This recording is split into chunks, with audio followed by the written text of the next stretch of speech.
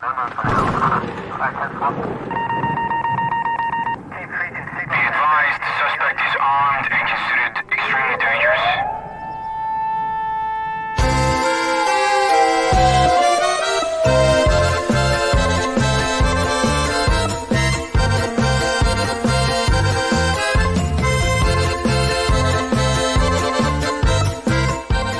Welcome to the Safety Doc Podcast with author, radio host, and nationally recognized safety expert, Dr. David Perodin. Join us each week as we discuss the best and most bizarre practices in safety preparation and crisis response. Follow Dr. Perodin on Twitter at SafetyPhD. And remember, the truth will keep you safe. Hey everybody, it is your good friend Dr. David Perodin from down here in the North Star recording studio where I have on my green t-shirt, which seems like it's really baggy and I don't know why. Um, I, huh. So let me, I have lost weight just biking and things like that. So I'm at like maybe a 3-year low right now. So let me do a little,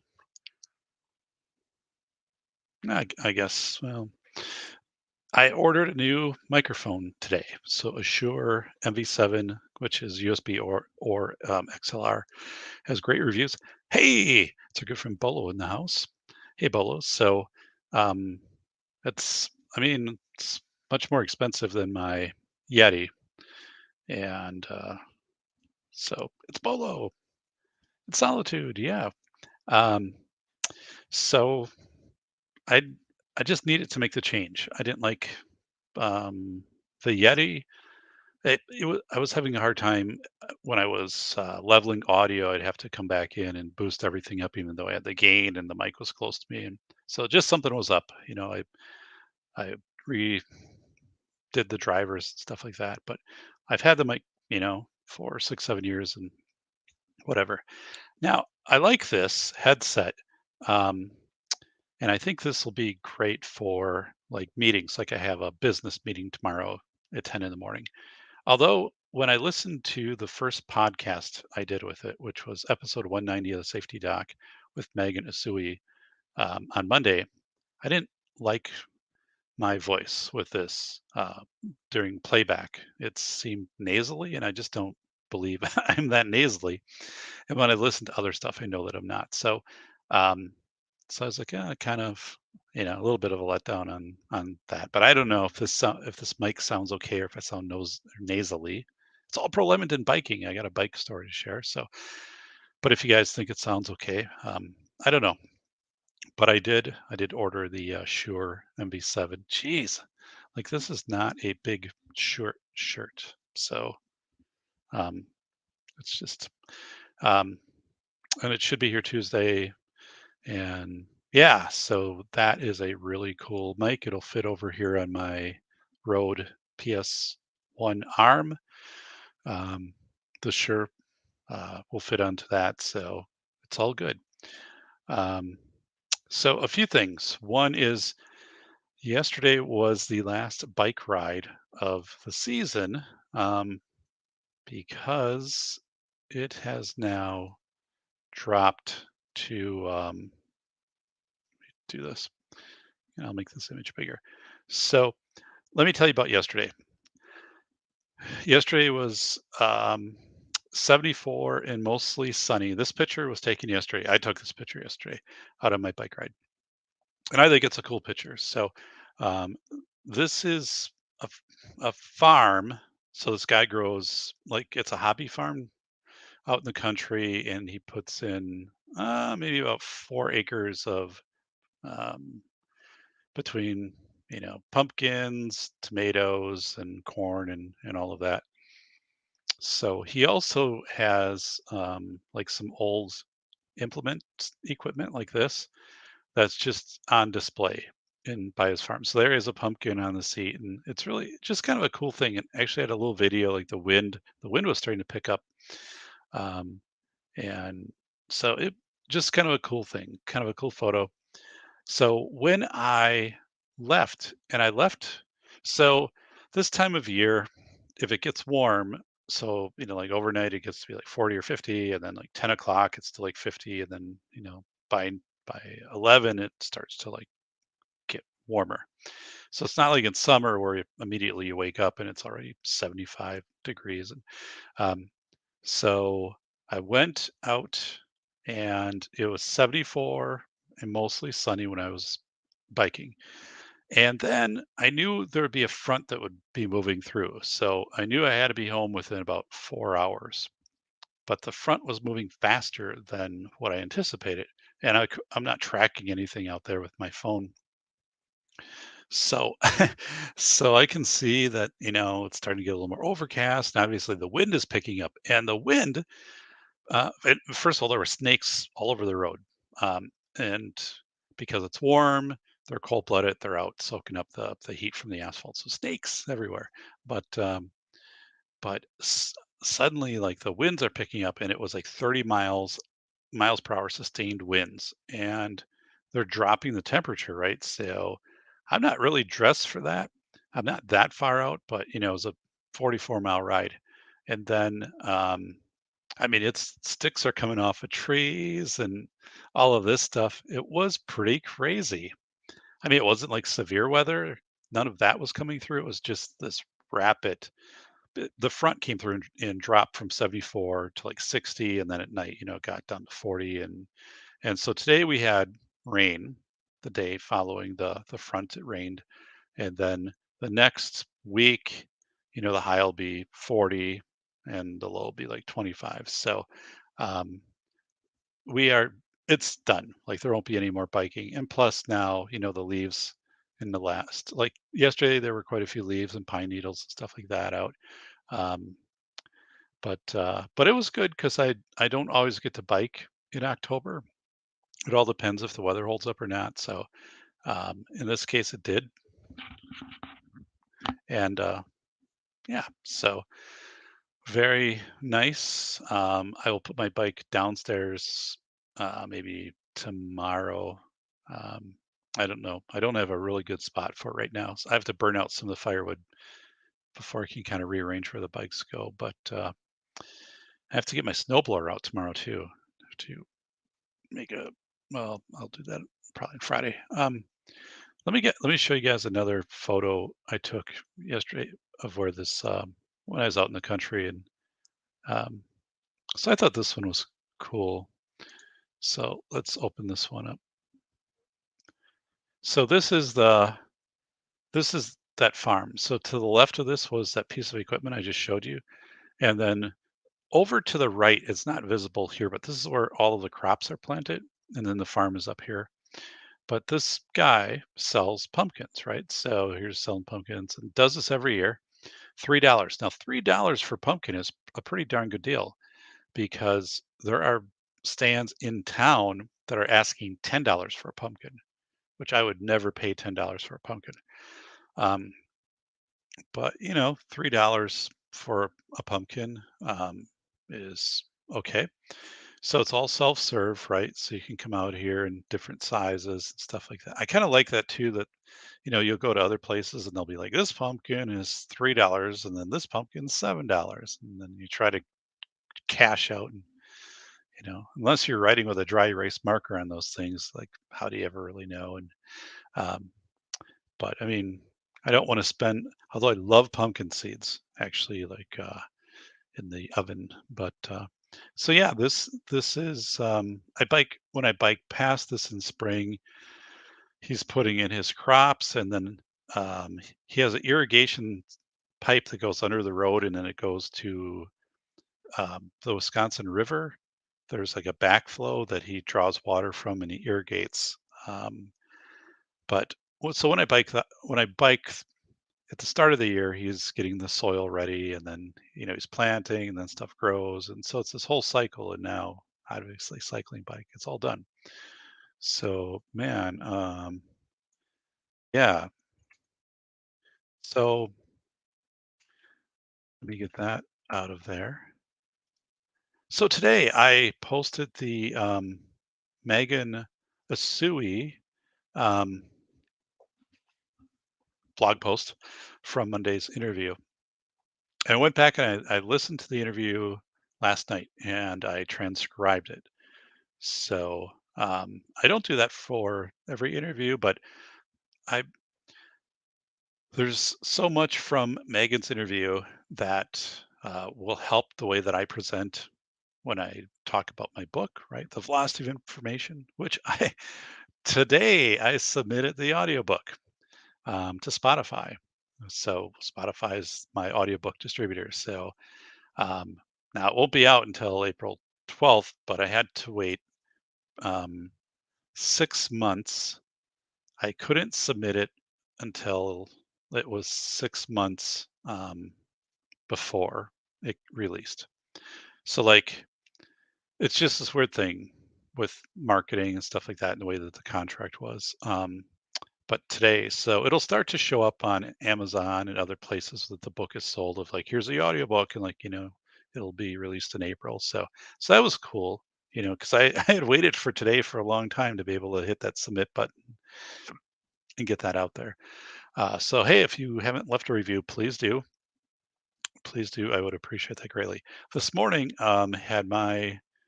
took my uh, vehicle in for oil change and tire rotation. 32,000 miles now. I've had it 4 years. Bought it new in 2019, January of 2019. Um, so all is well. Um, so I don't put on a lot of miles, but yeah. So seeing the honor system at work seems so foreign for me right now. So yeah, the honor system of just here's the pumpkins, right? Leave money in the box, and really, there's nothing close to that. If someone just wanted to run out and grab a few pumpkins, they could. So it is cool to see that. We've got, some firewood stands that are kind of like that. And there was a produce stand on that same road. A farmer brought stuff down, but hasn't done that for the last couple of years. And I don't know if that's because things were taken or if it's just they don't do that anymore. I don't kind of want to speculate on that, but yeah, it is pretty cool that they do that. Um, and it is kind of weird to think we are really just 2.5 weeks away from Halloween. So concrete is doing well in curing. It's all leaf covered now. We have these really small leaves that came off one of my neighbor's trees. So and it's very hard to sweep that stuff off because it rained and it's damp. So um, I'm just amazed because last week the concrete was poured and there wasn't a leaf anywhere. Nothing had fallen. And so when they poured the concrete, right, that was great because you're not having to pick leaves out of concrete and deal with any of that. So, we really lucked out having it in the 70s, and then having, warm weather and, especially during that phase where everything is kind of initially setting up and curing. So, um, yeah. Now I'm looking forward to when I'm going to be out there on my lawn chair in June, July, and August and September. Um, so yeah. Um, so I listened last night to the interview with Megan, and I took a lot of notes because when I'm presenting about the velocity of information, I talk about fitness and fortitude. And back in March of 2020, there should have been this campaign on getting people as fit as they could be, right? To make them less susceptible to illness. And if they did get sick, they'd have a better chance to recover. So how I wrote about that, if I would have interviewed Megan before, if I would have known, right, I would have changed that because one of the things or a couple things Megan shared, and I was going back through, is she said, the whole thing of like trying to get people to log in and to go this digital route for um, group fitness or societal population fitness probably wouldn't have worked because um, there would have been a lot of folks who aren't going to do that. It's not going to be accessible for them. So you need it to be, and she said like a song, right? Like remember, "We Are the World," USA for Africa in 1985. So kind of like the pandemic shuffle, and then everybody could kind of get into that. And um, but I was like, yes. And then also with her sons, she had this color coded wheel, and when they would go out and pick things to eat and stuff like that, they have to make sure there were proteins and carbohydrates and fats and how much, and it corresponded to how much space was on the wheel, stuff like that. But I'm like, that would have made a lot of sense at grocery stores, remember? Instead of the looking down on the ground and saying, "Oh, here's the arrow. Can I go down this aisle? Oh, I'm halfway down. The arrow's pointing the other way." Like all of that stuff. Like if we would have had, "Oh, here's like a blue section or a green section or a yellow section," like and that you should be putting together. And it could have been like right on the carts of trying to do that. Um, those are all things that really make sense. And I think that's the thing too. If you're genuine about trying to make people healthier and trying to combat this, like that's what you would have done, like that type of approach. Um, so now I am going to go back and change things. And also, Megan was saying that when she works with younger um, clients seeking fitness, like teenagers, parents will come in and say, like, you know, he or she just plays video games all day and they won't leave the room. And and so I said, what, we're talking, how do you approach that? And she said, back when we were teens, like Meg and I are approximately the same age, um, there was kind of a coolness in tied in with fitness and physique and stuff like that. And she said, I don't think it's as there as much anymore. And I agreed, or it could have been that I said it and she agreed. I don't remember, but she was saying it's important as a teen to what your virtual self is, right? Of how you're portraying yourself in the metaverse and through all of your filters and videos versus your authentic self. And I was like, God, that's profound. And that has a big part too into this whole like fitness and fortitude because and transference dynamic of things with my first book, School of Errors. But Megan was great. When I listened to that, I got off on a tangent about an interview I gave with on the Marion West podcast, Sustainable Living podcast, a few years ago, which was a terrific interview. But I was like, ooh, like I'm talking way too much. So if I ever have Megan back on the show, if ever I can get her, convince her to come back on the show and to talk about um, kind of more of her um, coaching, that she does with people, kind of goal coaching. Um, need to make sure that I am centering her discussions and not bringing in my own stories. So Andrea is saying, move to Tennessee, you can keep bike riding. Oh man, I know. It's uh, I was talking to someone today though who was telling me about their relative who lives in Arizona, and they've had to call like the rattlesnake people 3 times this month because there's rattlesnakes are in their house and their property. I know that's not Tennessee, but um, so anyway, we don't deal with the rattlesnakes, although we do have rattlesnakes here. Like we have rattlesnakes within 10 miles of us, but um, so there is maybe, I don't know, not to justify winter, and I don't like winter. And what is it? I won't be biking. I will not bike for 6 months. I mean, first week, second week of April is usually when I bike. So it's weird because so yesterday, Andrew, like when I needed to get back because this, front is coming through and I'm like, it's a cold wind and it's 30 miles an hour. And I'm like, just enough of this.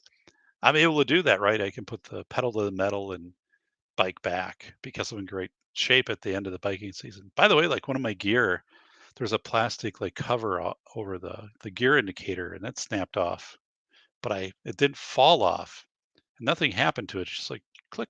And I'm like, but I think it's just the plastic was brittle or something like that. Because I changed up the shifters maybe about what 3, 4, 5 years ago. It was after the accident, the shifters had to be replaced.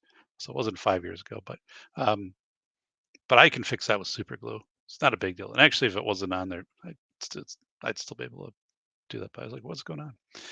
There should be a Cobb salad section. God, I love Cobb salad.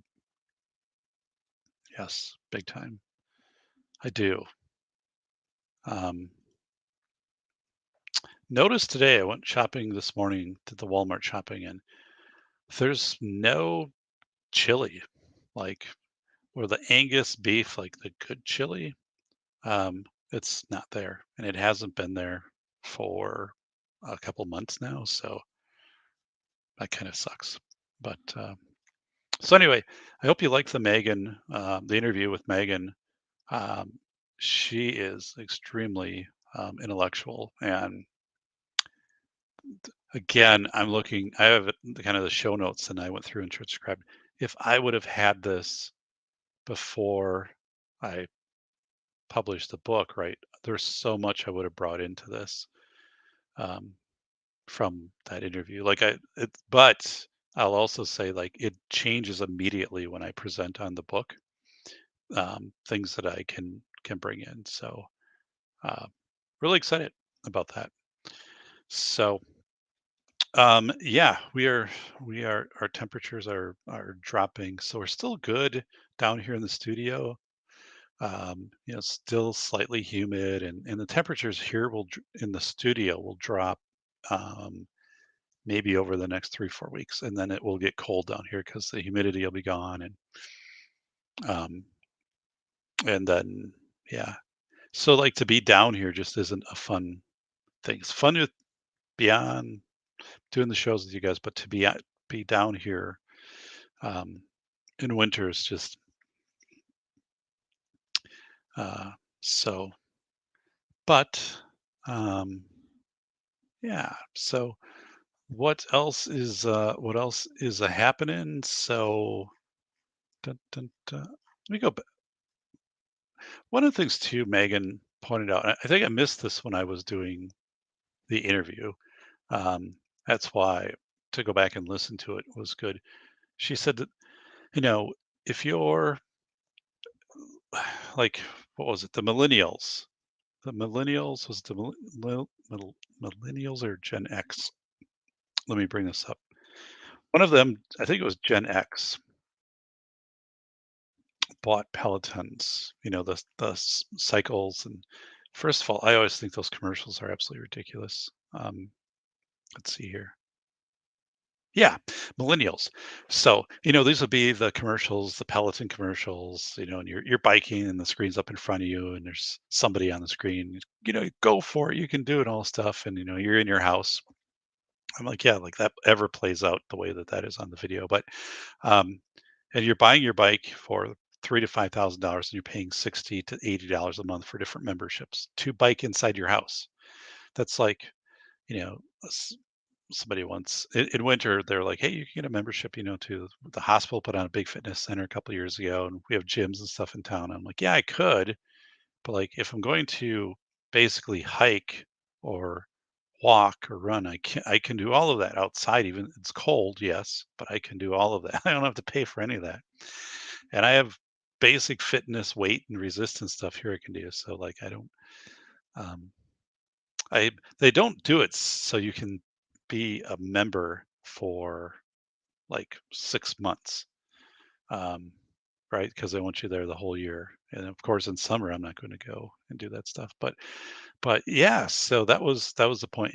And going to the app, right, of how many steps you're taking a day, and where she said that's incomplete, right? It's a it's a good thing in the fact that it's making people aware of specifics. So maybe like their baseline was 3,000 steps a day and their goal is 10,000. Okay, well that's good. You're more active, but as Megan pointed out, right? That doesn't change your what you know about nutrition, what you know about how much protein you should be eating, carbohydrates, fat. I mean, you have to have all those, right? Strength training, because if you're just moving, that's one thing, but it has to be strength train, like how it all works together. And that's where, and setting a goal, right? That's where the fitness coach comes in. And or like, Megan or Drew Bay. She mentioned Drew several times. I mean, is strongly influenced by his work. So, um, but that makes a lot of sense, right? People, it's incomplete. So they're doing something, but like she said, teenagers and people in their 20s, right? They're doing Pokemon Go, right? So they're going out and they're moving around, right? But that's not a fitness program. It's some activity, but it is, or if you're going and you're playing virtual reality games, like when I interviewed Aaron Sawyer of Redline VR. I mean, that's cool, and it's a cool thing to do, but it's not a substitute for fitness, which would include your nutrition, your diet, strength training, and then where your goals are. Like so, and I that resonates because I'm looking at this saying, yeah, so whatever would have been done for a campaign would have needed to be more inclusive, not more, but it would have had to hit those points. Kind of Megan said, like you have to, like movements of squat, pull, push, and you could have worked that into a song and a video and some other things. And then also, I was really big on this badging. I was really big on um, World War II, where they had the blue arm patch for infantry, and people, soldiers were leaving like the Navy to go into the infantry to get the patch. But and I thought that would kind of work because the presidential fitness patch, which I received when I was, in elementary school, like, but she was saying, yeah, probably not though. Like people want it individualized, and so this whole thing, I mean, maybe like you could have partnered it in. I had that section like on a 20% off at Amazon or your Nike order or whatever, but um, so it was good because I'd like to have my perspective changed to be able to talk about. Since I wrote the book, I've talked to people and I've learned more. And actually, I would change my position a little bit on this. And here's how this would look versus like the book. Um, so it's JLM. Hey, buddy. This channel is a nice change of pace from all the sky. Uh, what is it? Sky is falling. Most chill of channels. Well, thank you, JLM. So yeah, I appreciate that. Where else did I see you recently? To Bolo. So it's Bolo. He's cannonball running. Um, JLM. I stopped watching anything Tim Pool puts out because it's beyond Black Pill Doomsday nonsense. So some of I'm glad you guys bring this up because like when I did the show with Megan, um, I when I actually do the Safety Doc podcast, right? I am trying to add value. So, I'm trying to bring guests. We're trying to add to the scholarly base. Megan was fascinating, um, but that stuff you'll watch, be like, oh, like I I learned stuff from that, and it was upbeat. Um, and more of the stuff that I kind of regularly watch just seems to be getting um, well, negative, right? Even if the person presenting it is pretty level. Like example is Southern Prepper one. So Dave, boots on the ground. It's good, right? But and he's doing a lot of good things, trying to give shout outs to small businesses, like with my 1, 2, 3 employees, and I do like that. But it's it's now right. You're just expecting the bad news with that, and after a while, I'm like, yeah, you read through the chat and there's thousands of people that post, and it's kind of the same thing. Like went and bought eggs. Here's what they cost, and you're like, that's what it was 6 months ago. Or tried to order, gutters for my house, and they said it's a 10-month wait or whatever. But um, and of course, the Jeremiah Babe thing, where I'll try to do one of my Jeremiah Babe impressions. I don't know if you guys have watched that. I'm really like just not going there. If he has I guess if his thumbnail includes where it has like new construction because he goes out and then he's showing what's happening with new construction or something, then I'll kind of watch because it's like face validity. But otherwise, if I were to spoof anybody, it would be him. But I have to practice because I'm not really good at it. But he'd be like, ladies and gentlemen, today it is Wednesday, October 12th, 2022, and the Dow Jones Industrial Average down 28 points today. At one point was up 171 points. Ladies and gentlemen, I don't know who is buying into these markets. I don't know who is saving. The stock market should have been down 5,000 points today. Who is buying other than the Fed? Ladies and gentlemen, who? I was talking with my realtor this morning and looked virtually at some property in Paducah, Kentucky. Ladies and gentlemen, I am going to be leaving California. Precious metals. Found this today in my house. Ladies and gentlemen, this is made of metal. This is something I could trade when the economy crashes. But anyway, if I had to put like 10 minutes into a little bit of a script, but oh my God. Um, I'm like, come on, dude. So, uh, and I don't know. I still like Dan from I Allegedly. He does a good show. He's well researched. I do God, Neil McCoy Ward is good. He has a good sense of humor too. That it's dry, but he's well researched. So both of those are good. But yeah, there's just a lot of I don't know. Like I said, I'm I want to learn, and also I want to. Megan, when she was on the show, that was the first time she'd ever been on a podcast. So, um, and I want to, you know, bring people on and kind of build shows around and find connections and stuff like that. Next year, I'm going to get a camera for my bike. So it won't be like real time, right? Because I won't have internet or connection when I'm out biking, but I am going to capture footage and then talk as I'm going, through areas, and I'll edit it into videos. And those will probably be like shorter videos, like 20 minutes or something. But I'm going to try to do like a series of different places I go because there's some really fascinating places, like the thousand-year-old effigy mounds.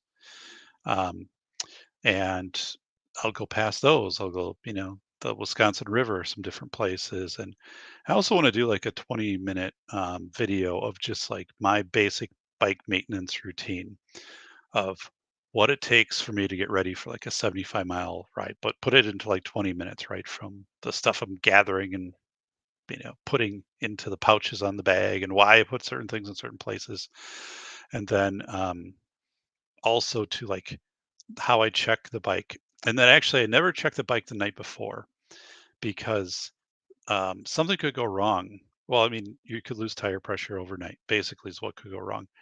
Otherwise, things typically wouldn't go wrong. But I don't do anything the night before unless I want to, kind of clean the brakes, which I might do. But otherwise, I don't do anything until the day of the ride. Um, and because yeah, I don't want to discover something, that might have happened overnight, because I've what's called Schrader valve tires, so they're very high pressure tires. So between every ride, I have to add air. Like I always lose 8 to 10 pounds of pressure between rides, like in 3 or 4 days. That's very typical. I mean, it's not a defect of the tires. Every Schrader tire I've had has done that. Um, but so, it's not like when you're a kid, right? You have those kind of wider dirt bike tires, and you pump them up like once a year if you just feel them are a little flat. So here, like, I'm actually like testing, um, taking samples and figuring out where my air pressure is, and it's you got to figure out too if it's going to be warmer when you're biking, your air pressure is going to expand, so you kind of go on the lower end. If it's like cooler, you go on a little bit of higher end, um, but yeah, so but yeah, when I had my car in this morning, oil and tire rotation, and there was another 2017 Buick LaCrosse that they had just sold, that someone had traded in, and this thing had like a full moonroof and had a really cool kind of two-tone leather scheme. It was white, same color as mine. Like if you put the two next to each other, they, basically identical. But that one had 70,000 miles. Mine has 32, and they're all mine, um, miles on it. But like if I was in the market for a car, that would have been it. That was really cool. And it sold for as much as what I bought mine new for in 2019. That one with 68,000 miles. But it was in really, really good shape. They had it inside. So as I was waiting and stuff like that, and they were getting it ready, the dude had, I don't know, saw it online and I think they had it like 3 days. But um, let's go over here to the chat. It's Misty Mrs. Wayne, and it is Benning Ballistics. It is Ron Wayne. It's Misty Mrs. Wayne. Moved to Tennessee, already banned. And but whoa, Tennessee. Tennessee would be a good place, I think, to vacation, um, weather-wise and stuff like that. My only reason to well, I know people in Florida, so and I did like Florida, but like I'm never going back to Disney. I just have it was fun with the kids in 2017. It was really fun. It was a great time, and I'm very glad that I took the family and drove down to Disney. But I wouldn't want to do it again. I just don't align to what Disney their philosophy and um so so there is really no destination purpose for me to go down to Florida. But I'd like to go somewhere in winter, like in February. I'd like to go somewhere for a week where it's warm, somewhere where I can wear shorts and a t-shirt. So that would be good. And Aaron has invited me on multiple occasions when he is at his command in the Vegas area um, in winter to fly in. So that's always an option because I'm close to an airport and like the Vegas run is cheap, but um, that would be pretty cool. Um, so so I did order the new microphone today. The Shure MV7 is coming in, so that is exciting. Um, let's see here, Kentucky, yeah. Doc, you're really coming to Kentucky? I don't know. I don't know anybody, I don't think, in Kentucky. We stopped in Paducah, Kentucky on our way down to Orlando, but um, I would like I could easily do like a Kentucky drive. I don't want to like drive somewhere to so basically what I'm trying to do in winter is to go somewhere where it's warmer, where there's going to be no snow for a week and like in February to just like get away from the cold and I think like that would be good. I think that was one of the things like when we did the Disney and stuff. We left here and it was snowing and there's snow on the ground. Got down there, it was 80 degrees and 85 and humid. And I'm just to the point where I'm north of 50 and I need to break up the long overcast 0-degree days. So I know more people in Florida. I know more people in Texas, but then I have to fly. I'm not going to drive to either of those areas. But so, well, Jim. All right, you'll be Jim now. Doc, I have a suggestion for areas in Kentucky to be better than Paducah. Cool. Yeah, Paducah was just kind of on the route as we were heading down. So it was like, how far are we going to go? What's off the interstate, right? And we went to Paducah. I'll tell you, Bending Ballistics, we ate at a restaurant in Paducah. I have no idea what the name was. It was this like family restaurant. It had been there for years. Like the fire department had their truck out in front. They were eating. We ate pulled pork sandwiches and, nothing fancy about this place at all. But the food was really good. And so this is back in 2017. We got our bill for like four of us. I think it was like $19 or something. I mean, um, and I was just like stunned at how cheap, inexpensive it was. Um, but yeah, so I remember when we stayed at Best Western in Paducah, and the guy working the front desk, younger guy, probably like high school age. So like, I told him whatever Wisconsin plates, and he's like, Wisconsin, like, what's that like? And he always said he wanted to go there someday and visit, and I'm like, yeah, I don't know. Um, if you do, like, it's got to be summer. And there's a few things, right, that would be interesting to check out depending upon your interest, but you know, it's probably it's I'm not sure what your appeal is because um but he was like really, really excited about Wisconsin.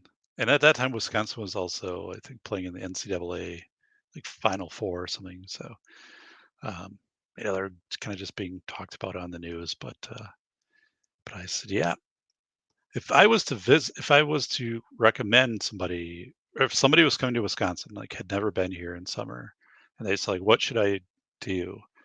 I would say go to Door County.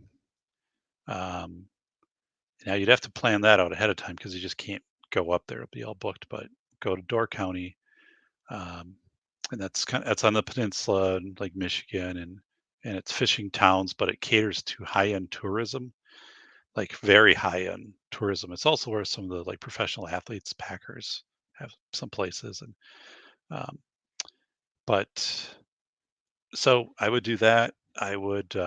It's kind of picturesque. It has like a 1960s, a lot of little small shops and stuff like that. It's very well kept.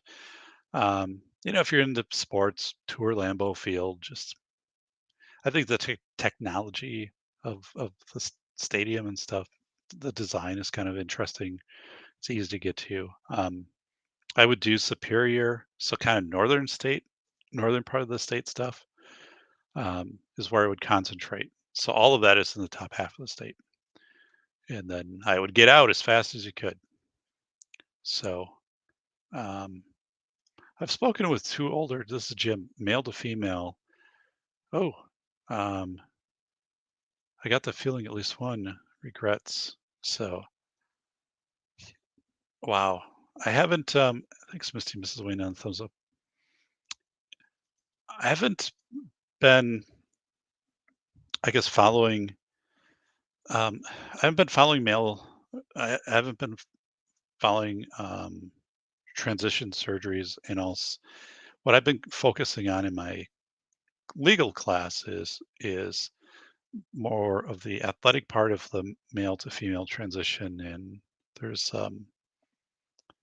the requirements to have hormone treatment for a year in my state, and but the responsibility in athletics is to put that onto the district um, to um, assess this medical data and make determinations if the student is meeting a criteria. It's not very clear, and so I had this in class, and I'm like, so here's the agencies that are putting this guidance out, but they haven't updated it in 4 years. And it's really your responsibility as a district. Um, but um, this is bacon. Jim, don't worry. The other will soon follow suit. Jim is saying if you're over 25, complete a certain. So, did you ever go to Cedar Point Dock? It's fun. Summer Sandusky, Ohio. I have not. No. Sounds cool. Did I buy a pumpkin? No, I didn't because I was on my bike. Um, so we have some pumpkins. I'm not sure.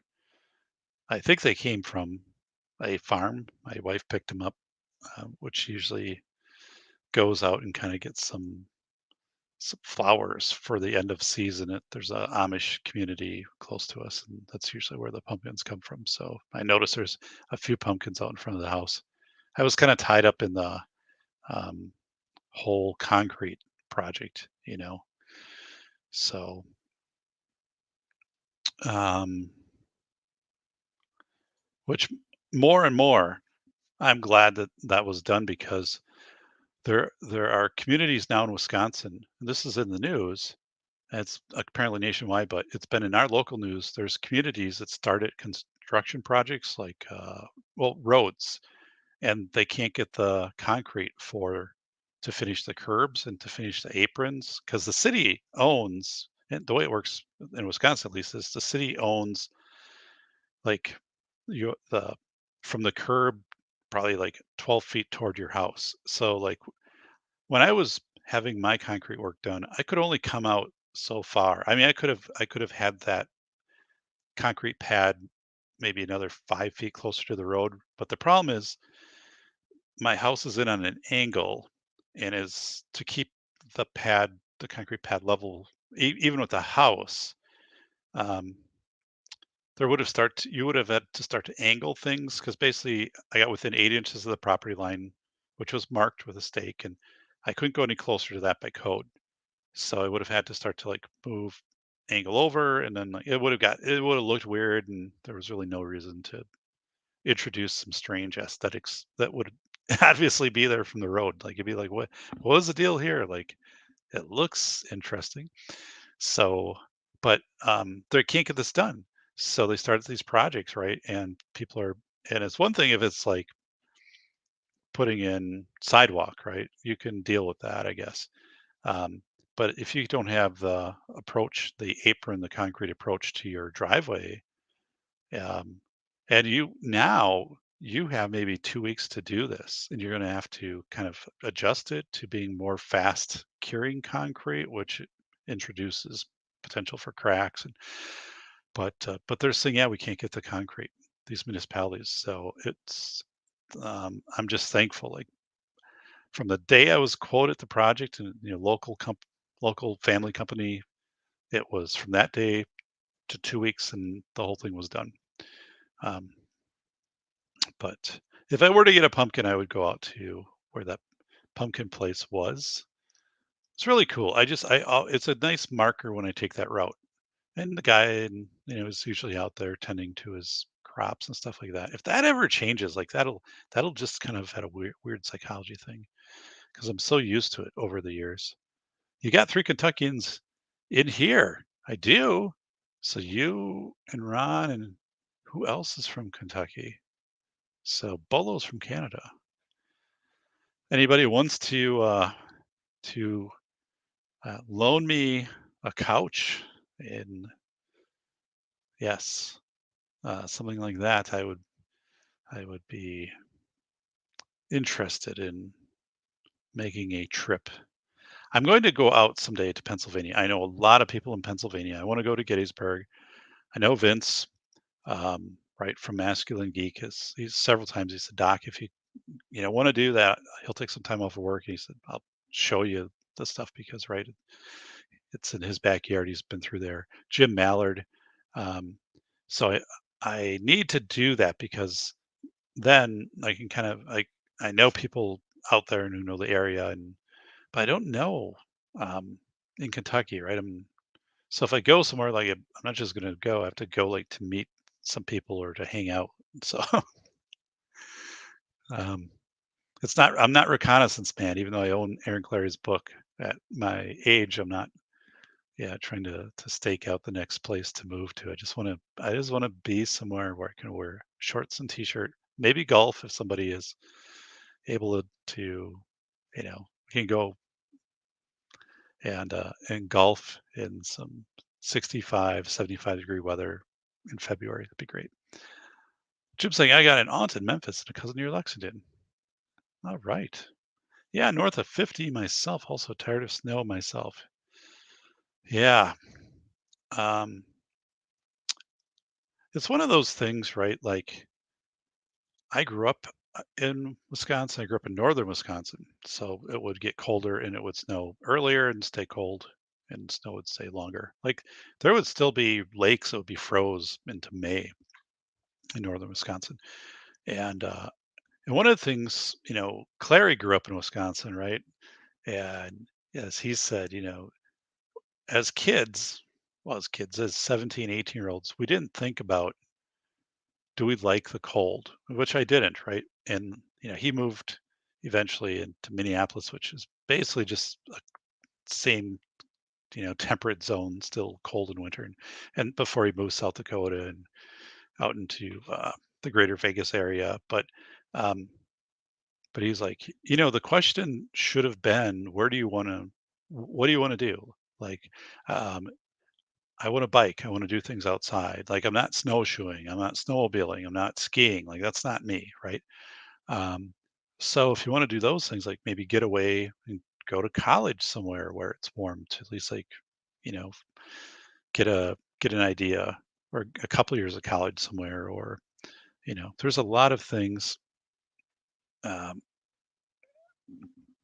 there's a there's a lot of recon that could be done, and but now I just want to go somewhere where I can hang out, just talk with people, and just for 5 7 days and then get back, um, and not spend a lot of money because I'm not looking really for entertainment. I'm really just looking for climate, as in temperature, and just like hanging out with good people.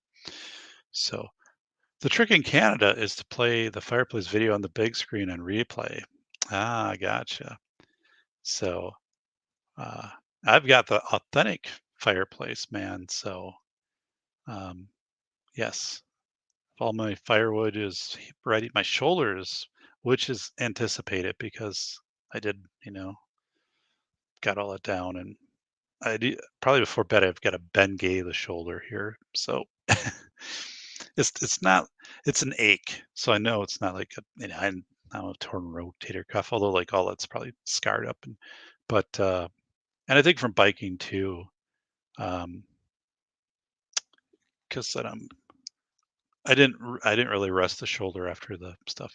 It'll be all right. Um, so yeah, I don't like I don't like driving and hanging out in Milwaukee, and I do much less in Madison, which is close by me. Um, you know, those areas, um, crime and just safety are deteriorated. So could say no, but they are. Um,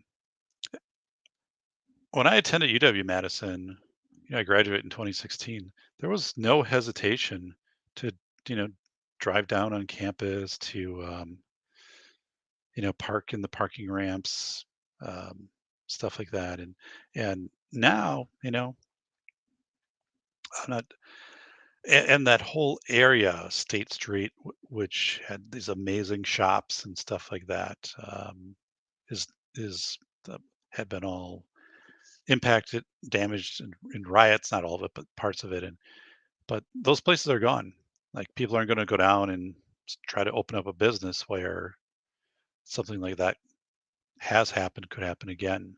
Um, so yeah, I'm glad I don't live in a big area, but yet there are the amenities here, which, we have a new hospital, which is within walking distance from where I'm at. Um, there's a Walgreens and a Walmart, and um, there's a Taco Bell, there's an Arby's, but small engines place. We have a theater in town, which is pretty rare for a town this size, and it's a nice movie theater. So enough, right? But also, yeah, we don't really run into the big city stuff, and also because we're landlocked, to some extent, there will never be a lot of uh, development here. So um, let's see. Home, so beer run. Be right back.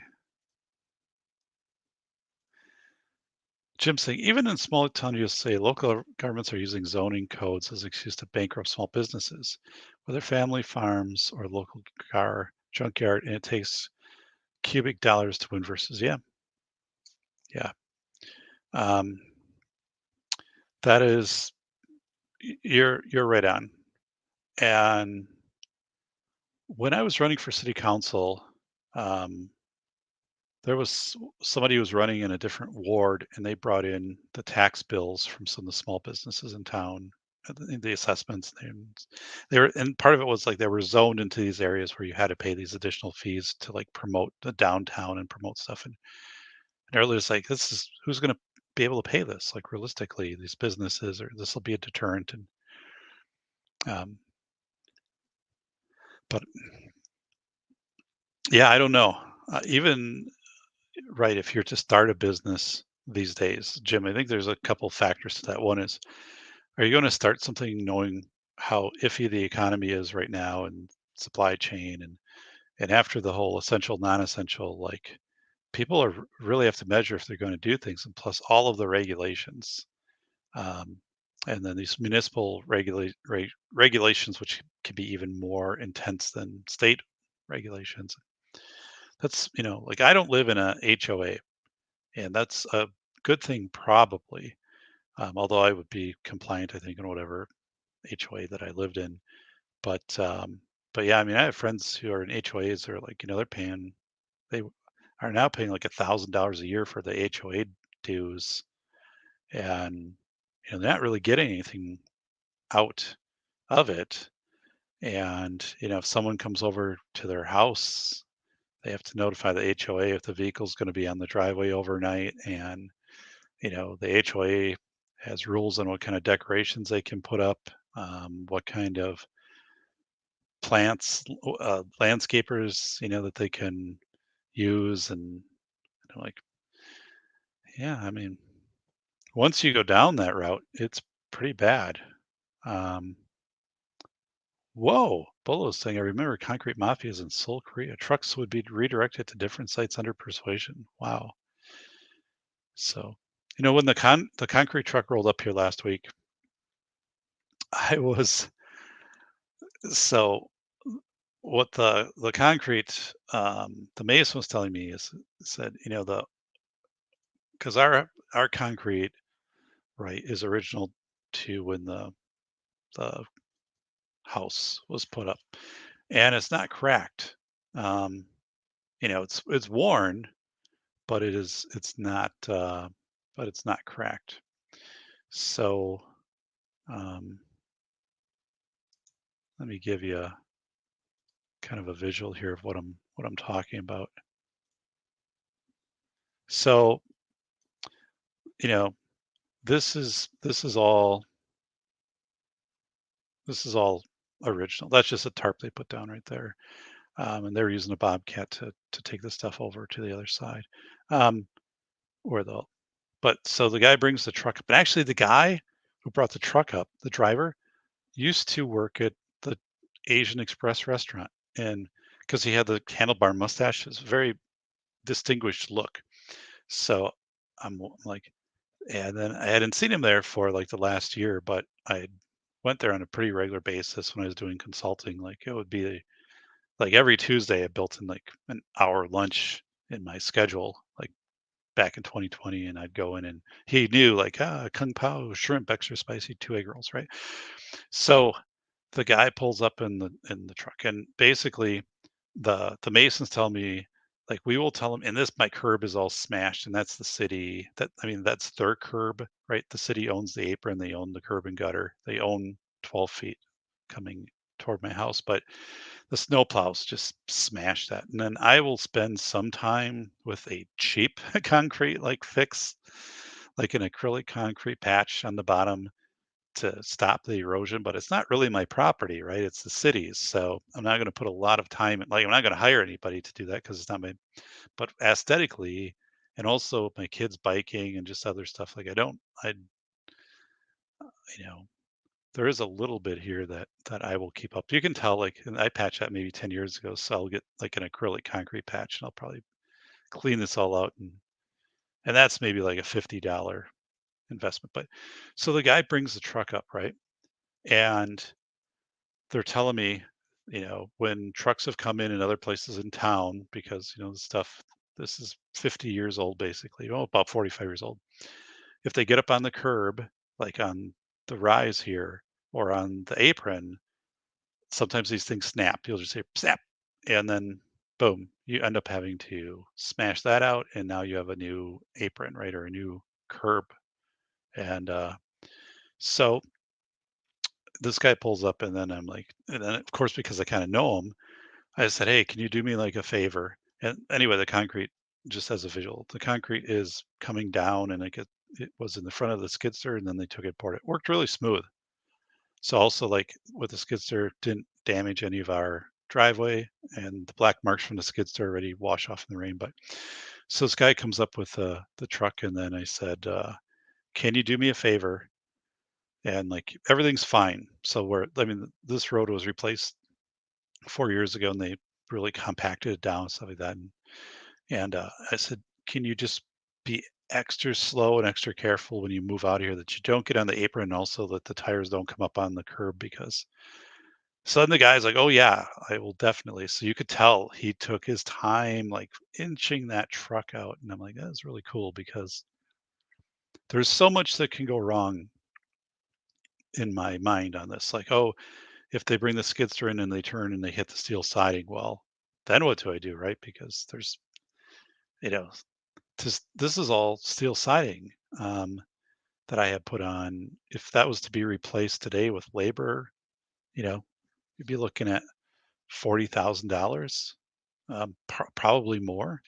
So I mean, if you had one side, you'd have to match it, and but none of that happened, right? But there's just so many things that kind of go. Sports Masonry here, who did it, great job, by the way. There they are. If you want to give them a call, family business, but and they were clean, like they would the old concrete, or not the old concrete, the when they cleaned out the chute and stuff, they cleaned out in the back of here, and they had a tarp, so just water came down, no concrete, and very little concrete on the tarp, but everything was just, they cleaned everything up really good.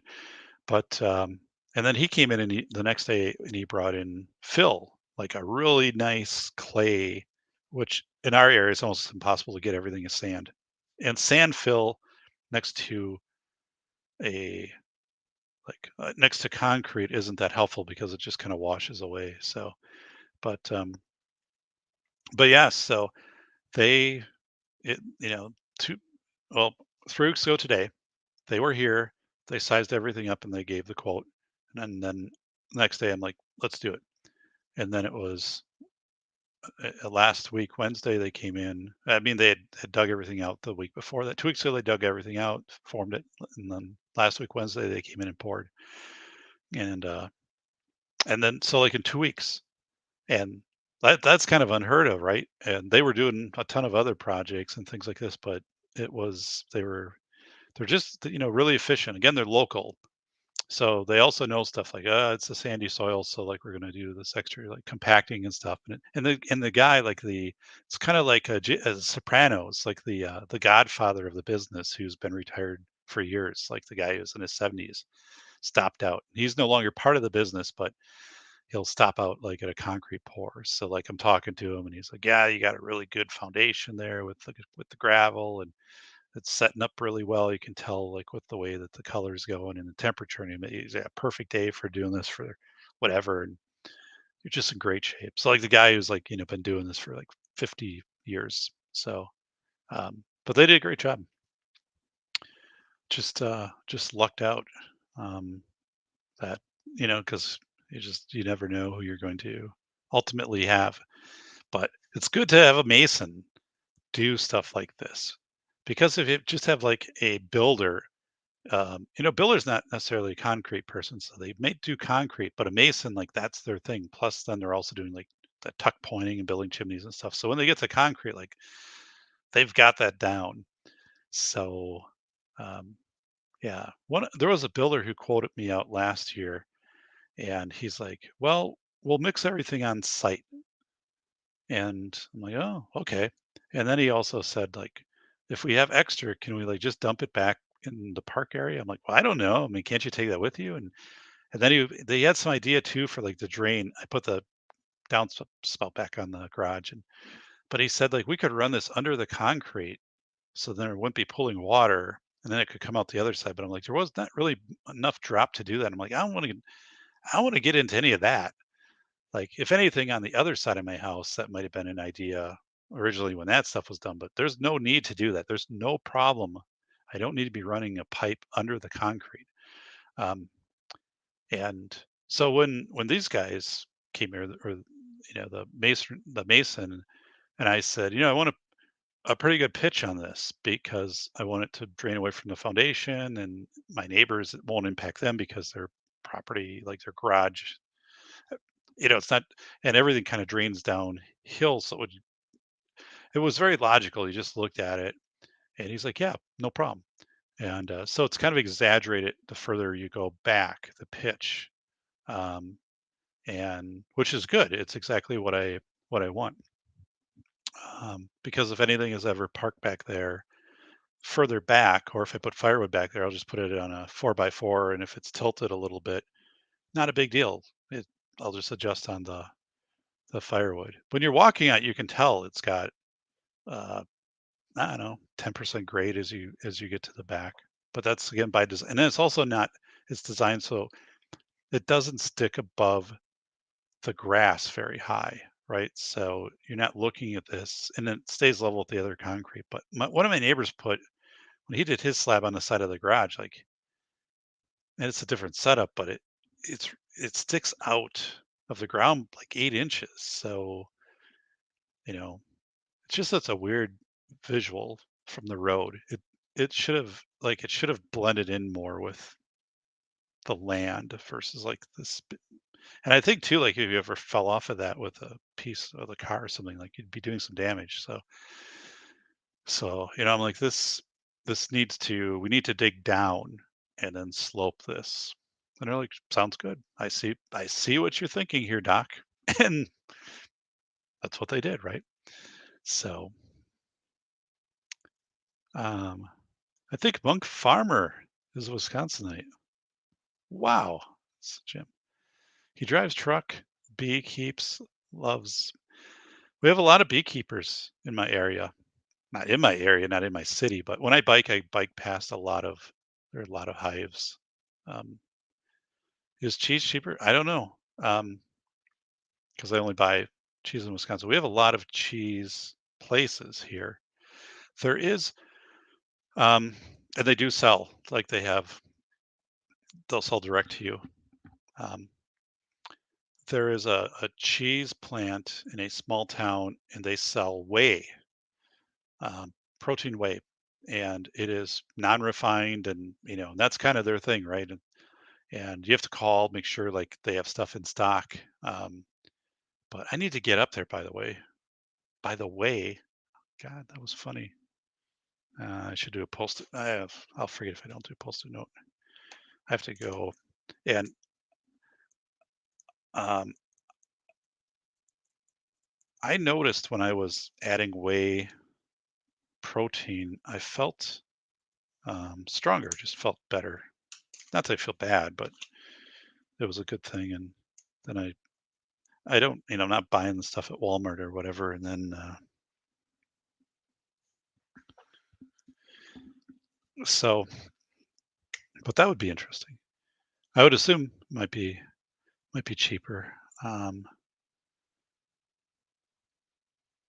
we used to go. The Amish had cheese factories, and we would go out there in our area, and they had the greatest string cheese. Oh God, it was really, and cheese curds too.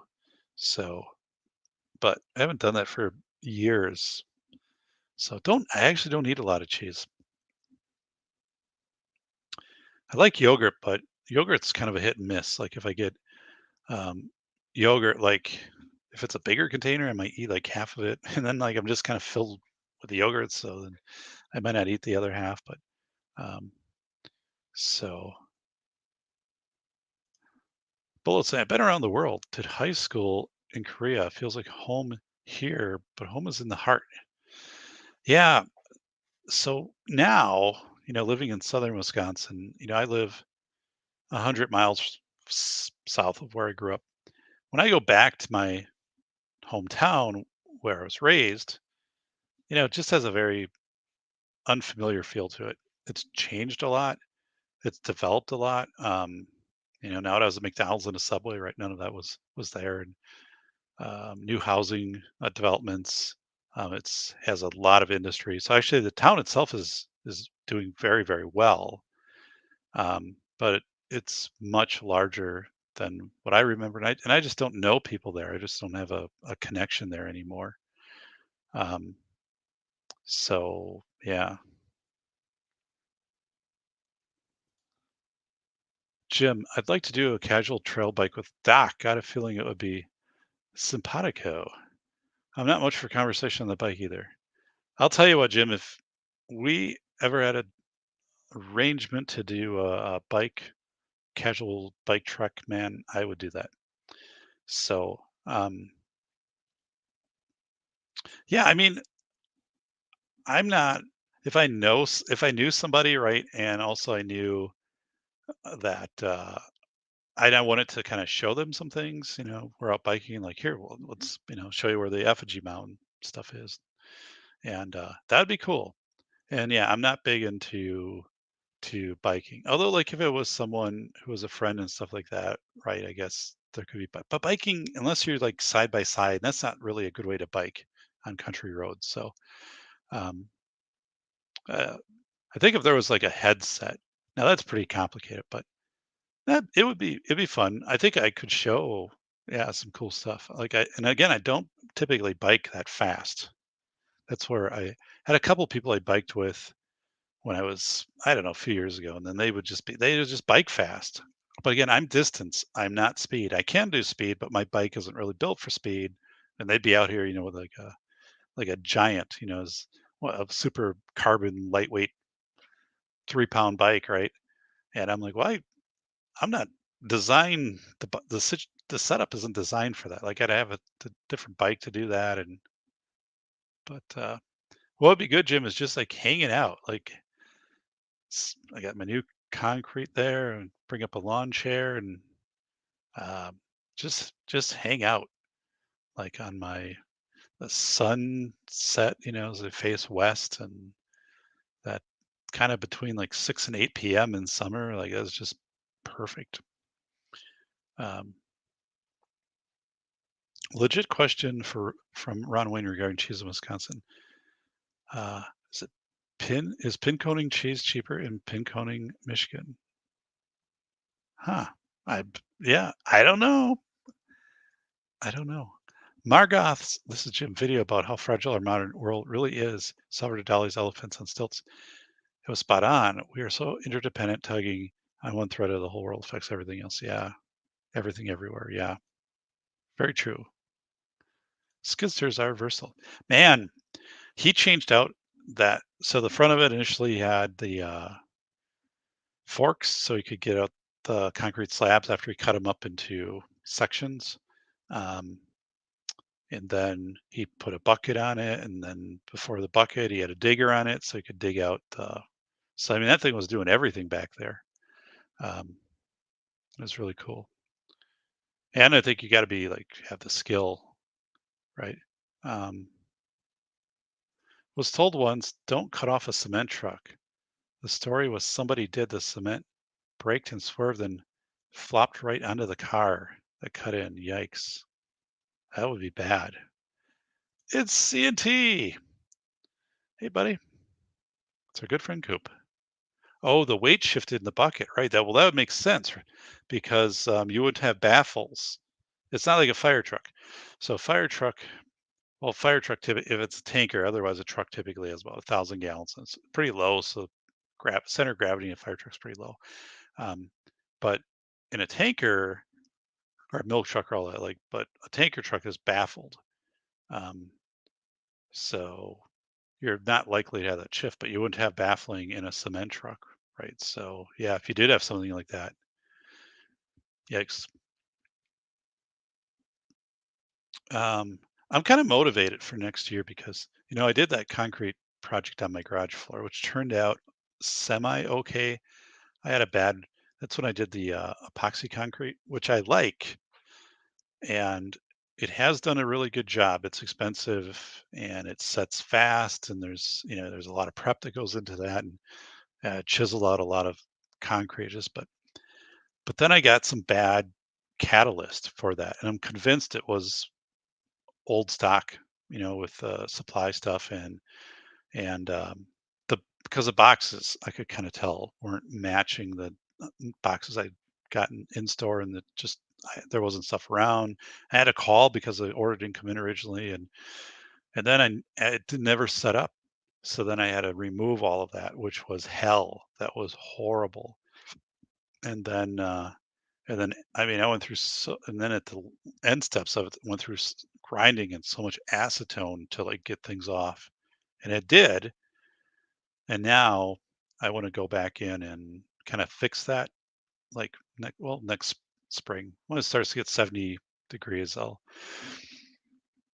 take that project on, and then I need to I need to seal that up. Um, So that, and then I need to repaint the bottom of my garage door on the inside because that has a little bit of rust. Repainted that like 15 years ago because it falls off the vehicles, the snow and the salt in winter. It's not bad. I did a good job. So I'll just like prime the hell out of that, and it'll be good for another 15. And then my front door that goes out to where the concrete pad is, it's steel, and that's rusting on the bottom. And there's really like no reason for that to be rusting. So it's not bad, but it's something I'll have to take the door off and sand it down. And because it's interior, the- it's not that big of a deal.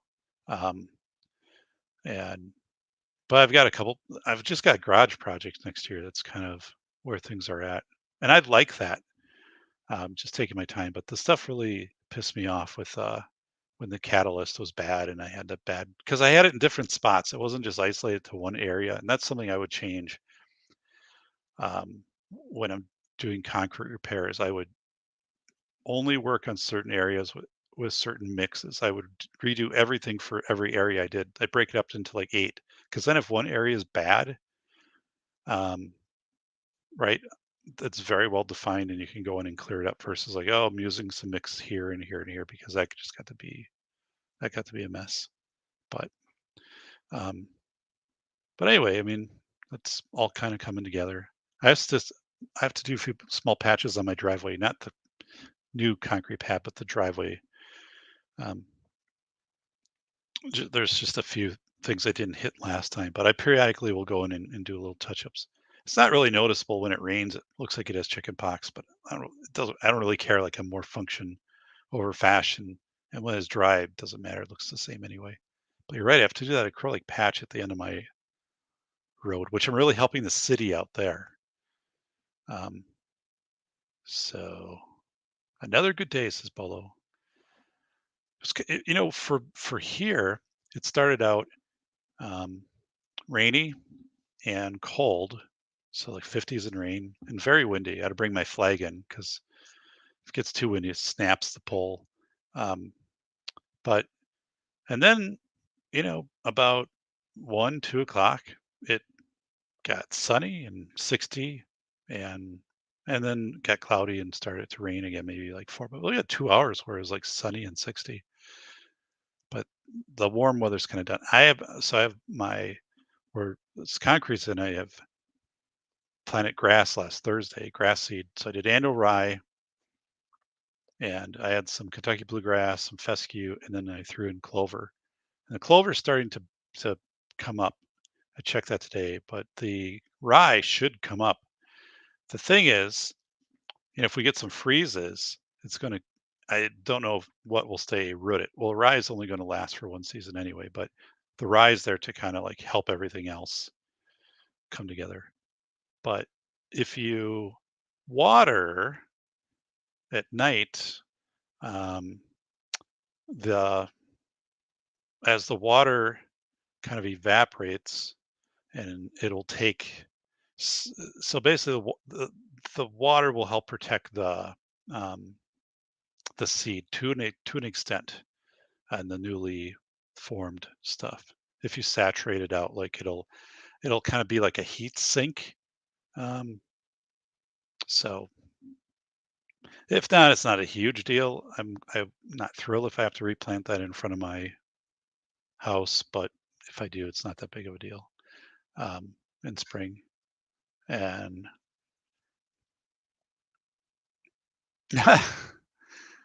that question, huh? What could that question be? I had to cut that. Guess what? That whole thing with Ghostbusters, I had to cut that out. I had a copyright strike on that.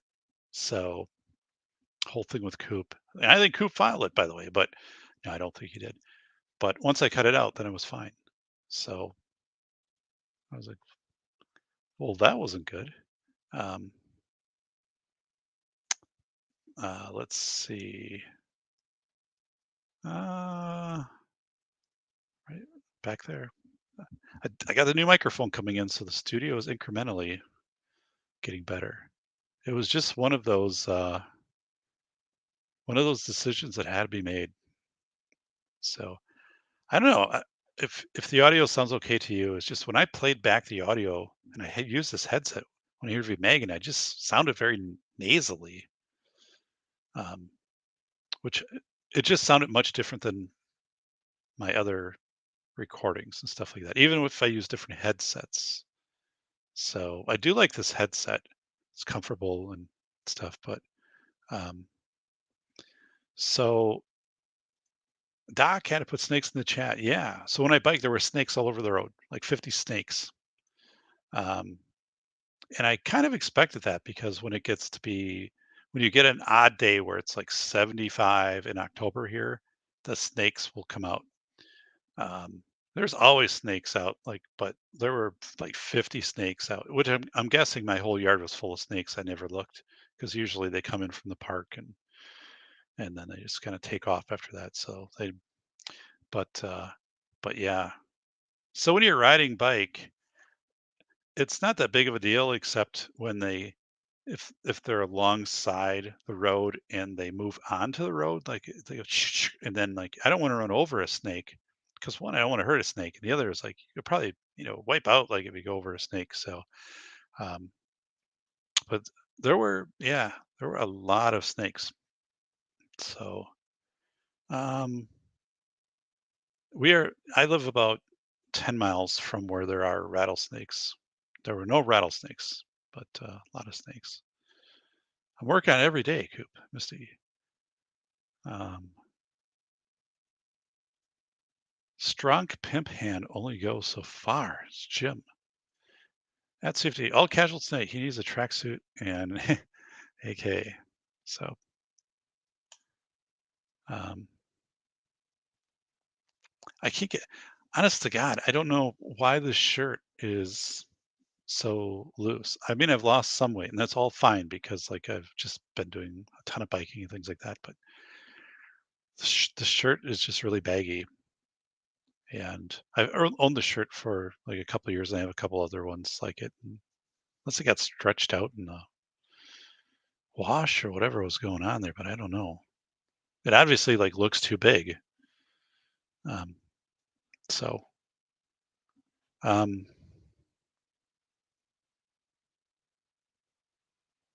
yeah, it's mounted over my computer. Oh my goodness.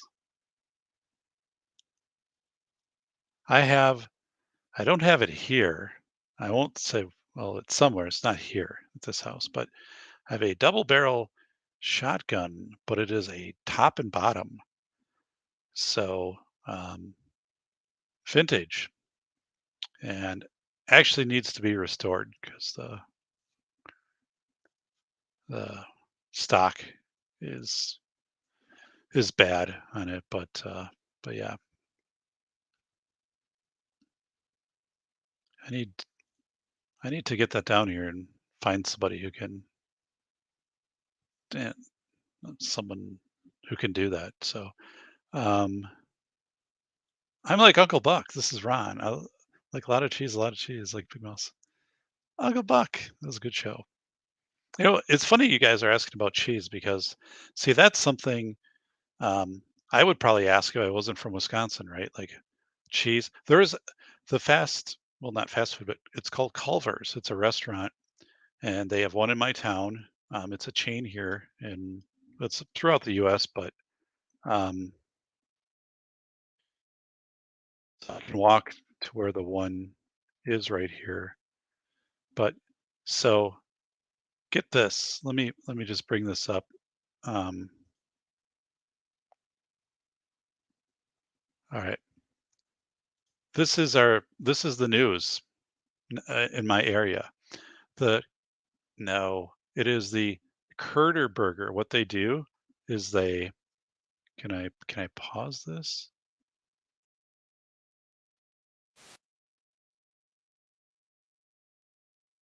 Here it is. It's a curd. It's cheese curds, and they put it in a burger, the curd burger. Isn't that crazy? So and people do this, like, I haven't had one of those, and I have no desire to, but, so pretty much every place sells. So just a message that I had to submit velocity of information um, to Spotify, my distributor. So yes, which I already did. So that's exciting for me. The audiobook what has been submitted. So now it'll start showing up. You won't be able to buy it yet, but this is like a little milestone. Um, well, it's good. That's my show notes. Um, when I make it, but so yeah, it is. So for me, like again, I don't eat a lot of cheese. But yeah, I guess you're right. Cheese curds are big wherever you go. Like there's cheese curds, and it's like a menu thing. It's like French fries in Wisconsin. It's just in some places, they really do cheese curds well.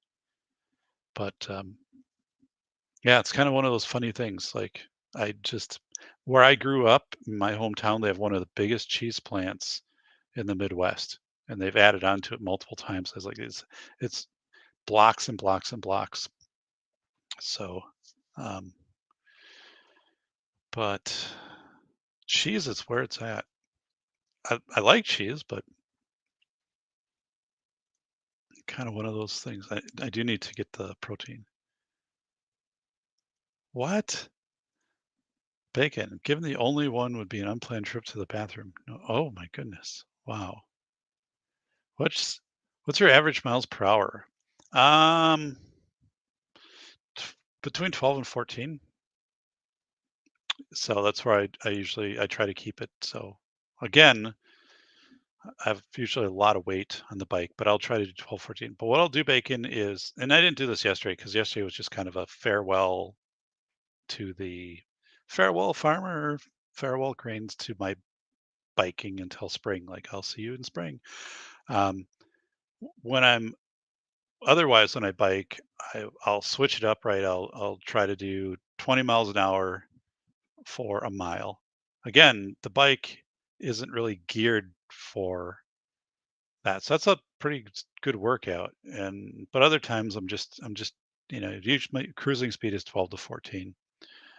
Um, so it's so fascinating, Bacon, because like it's like it always goes. Like this time of year, I am I'm bike strong, right? I am my muscles. I've been biking, so like my endurance is there, and so it's easy to bike distances and fast and use the high gears, right? I'm always biking in high gears. And then when I have to start out again in April, like I have to start all over to kind of start out on a 30 or 40-mile bike ride and, do 4 or 5 of those and stay in the low gears because your body it atrophies, right, over winter. I mean, you can walk in winter and you can hike, but that's not biking. And, and yeah, so once it takes me 6 to 8 weeks to get kind of into biking condition, and then throughout summer progressively just get stronger. But yeah, 12 to 14. Now, actually, I'm thinking about getting just a speed bike, um, and then with the objective of biking more at like a 15, 17-mile pace, per hour, miles per hour. That would be kind of fun. But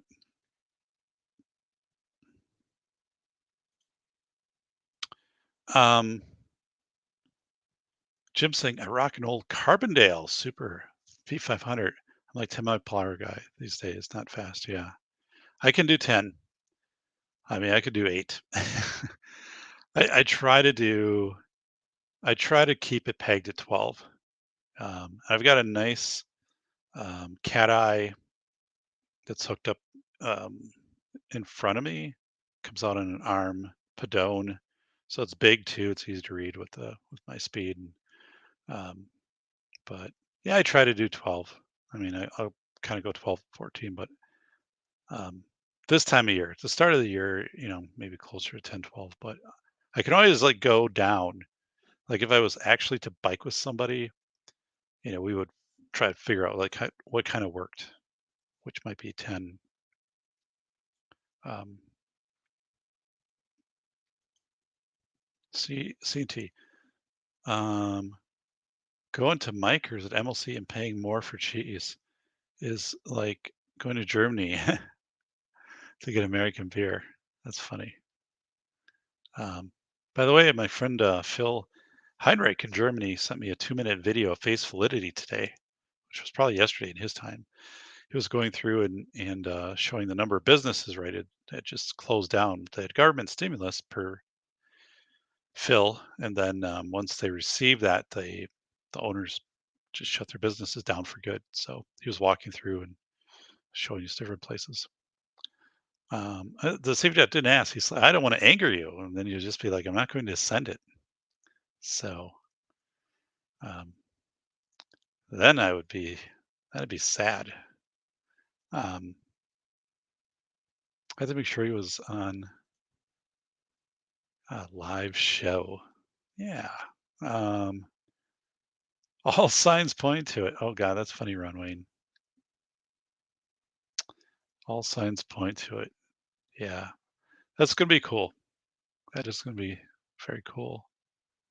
Um, Good. Lost the bad luck lottery 4 times myself. Sorry to hear that, buddy. It stormed here all day. Wow.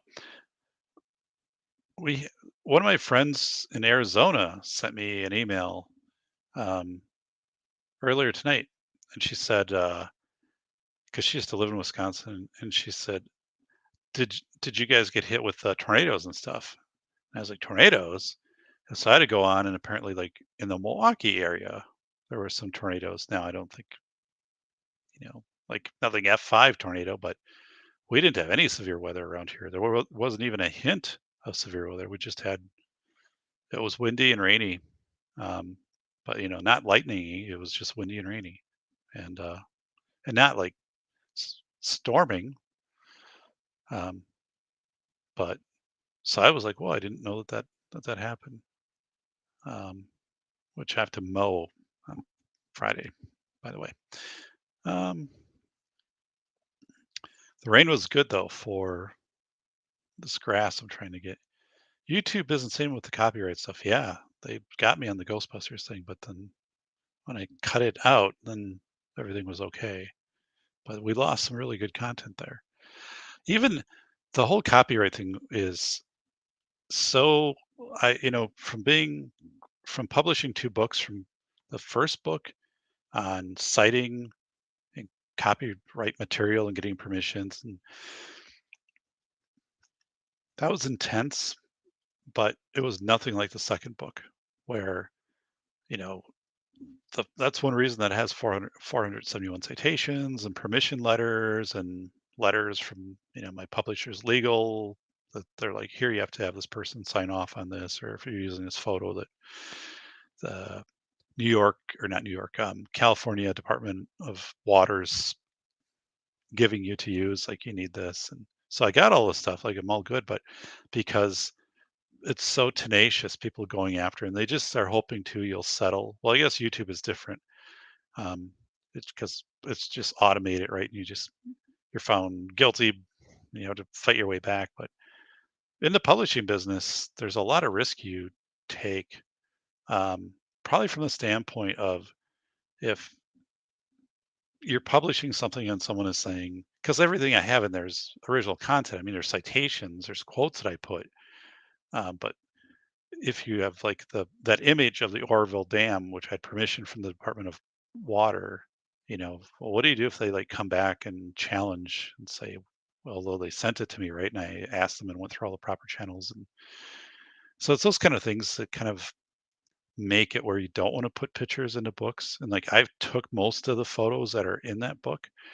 So just so I didn't have to deal with this stuff. Like I had a great photo that Phil Henry sent me from a museum that he got access to with an Iron Man in Germany. Iron Man is a soldier made of wood that you would pound nails into to turn into iron. This is from World War II. They don't put it on display anymore. It's not culturally appropriate. But they do have it like in a area of the museum. So he was able to get in.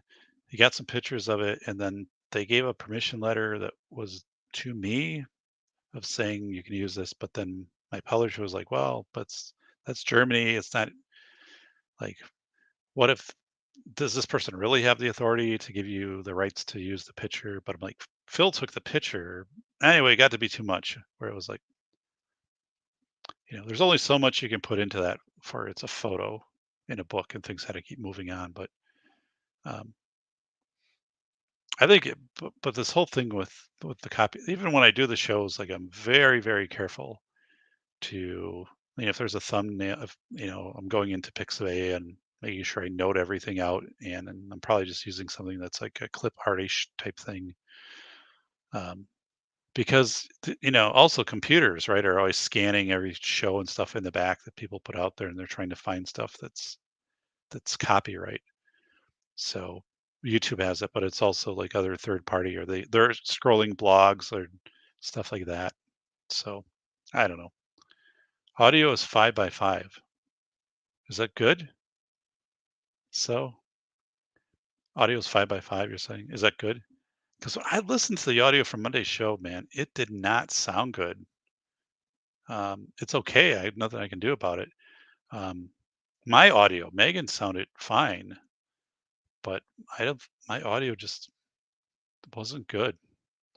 And I used this headset, so I did order the high end mic tonight.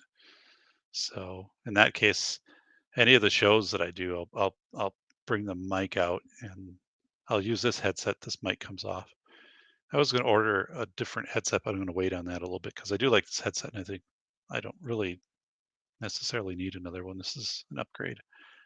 Oh, I got new ear ear protection for like mowing and chainsaw and stuff like that because my old Stanley stuff, the cups had just like cracked all out.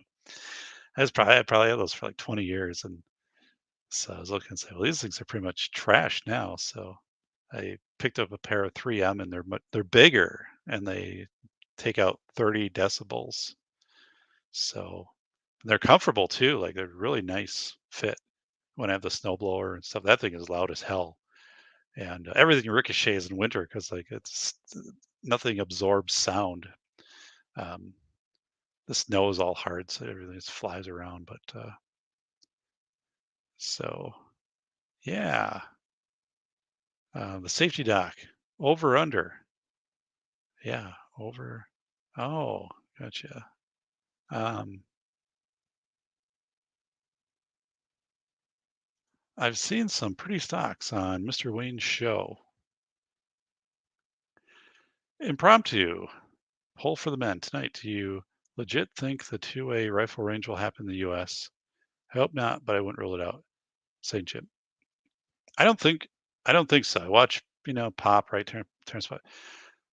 The thing is, I say this, Jim, because I just I kind of bring it back to where Megan, the interview I did with Megan, and she said something pretty profound in that of saying, if you're in your teens and 20s, like those folks are very concerned about their virtual appearance, not their authentic appearance. I don't think people like, kind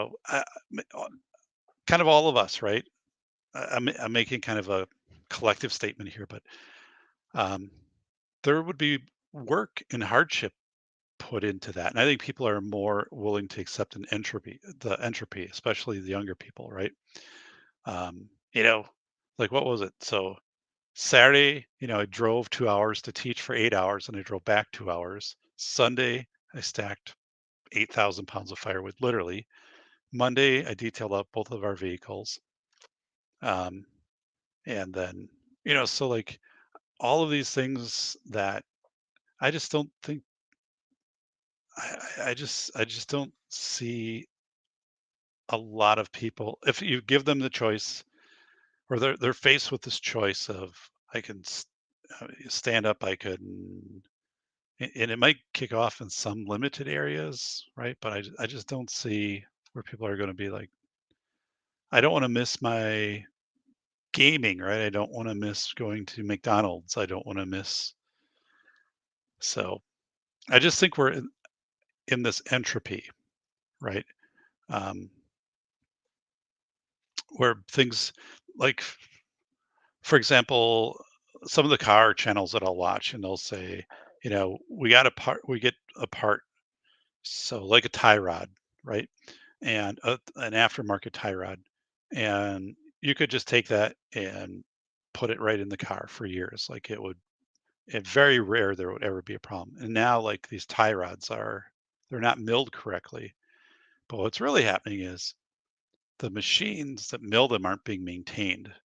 So I think this whole thing of maintaining this, manufacturing, maintaining roads, people maintaining themselves, maintaining civic organizations, just all of this maintenance of stuff, even in schools, not just maintenance of a building, but maintenance of institutional knowledge and passing things. No one is doing that with the level of stewardship that they were.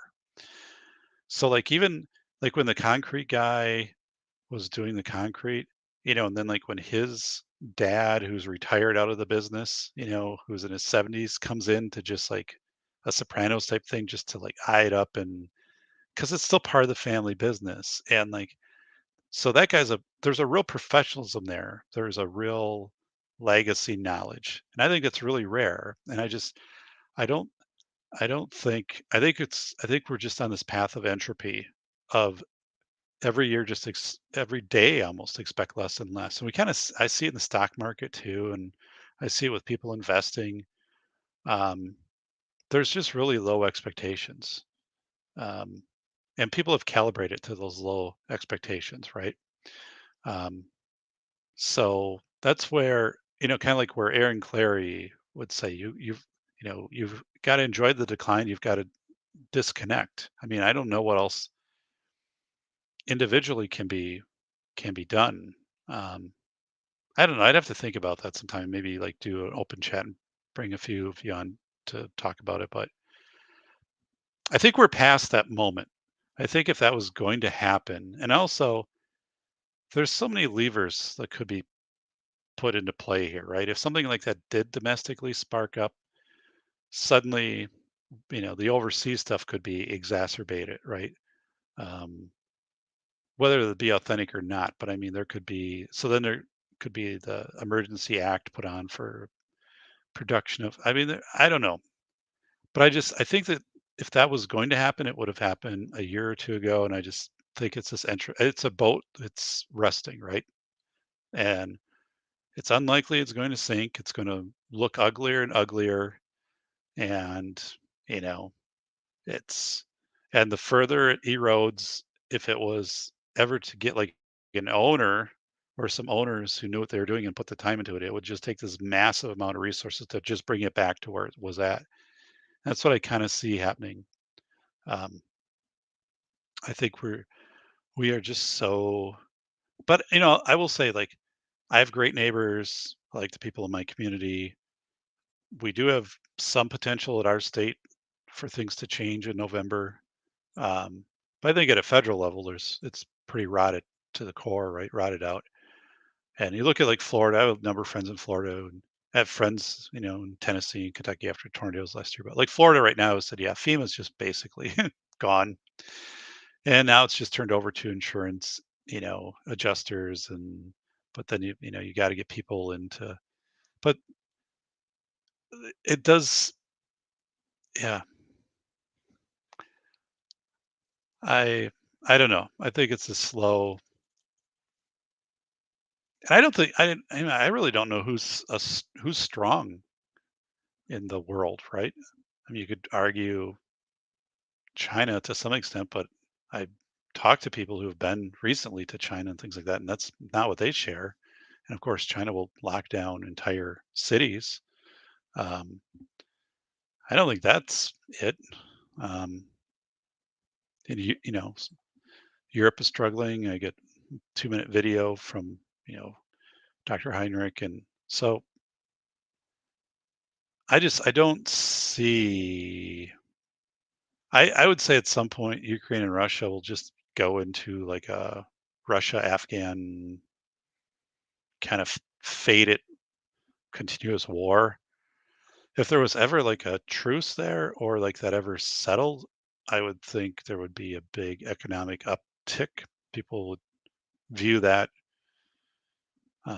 not, but even if that wasn't happening, I think all the supply chain stuff is being manipulated, right? Because we've talked about it before on here. Um, Capitalism would cure that. There would be there would be some people, or they would come in and be able to to make build in these efficiencies again and things, right? Um, and that's not happening. So that to me is saying, yeah, this is political manipulation, right? Because like the mafia could make the trains run on time. They could make sure that cars aren't broken into and stuff like that. It's kind of a weird thing, right? If you go back, you look at World War II, like the documentaries of how the mafia, the U.S. government worked together. Um, but yeah, um, Andrew Sinclair would have a stroke looking at that wall of block text. So where is? Oh, what a wall of text. Where is that? What did I miss here?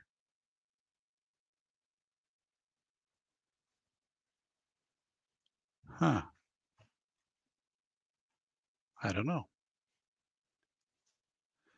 Bacon Saint to Jim. Possibly, but not really. Everyone wants to be a revolutionary. No one wants to be a martyr.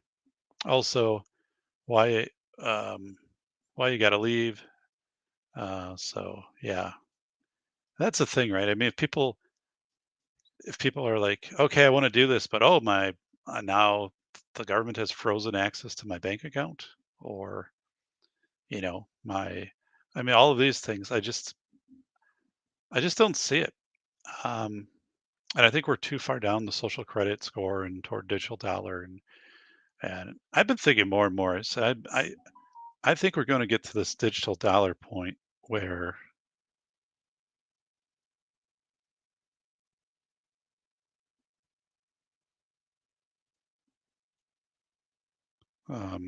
just a second here. What the hell? Oh, my show notes. Okay.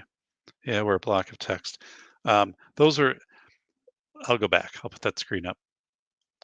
This is the blog post um, that, so I did two blog posts with Megan. Well, Megan after the interview. So, um, well, so this is the GoDaddy version. So GoDaddy is my website, safetyphd.com. So this one is 8,000 characters. I can only have 5,000 characters for the description of YouTube. So usually I just do 5,000, but this one was longer. So I have my version. So this I just copied and pasted basically into GoDaddy. Well, I mean, I put it into blocks and stuff like that. So that's, I have 10 pages of notes though. Let me see. I just want to make sure I don't have any of Megan's information in here. So, which I don't. Um,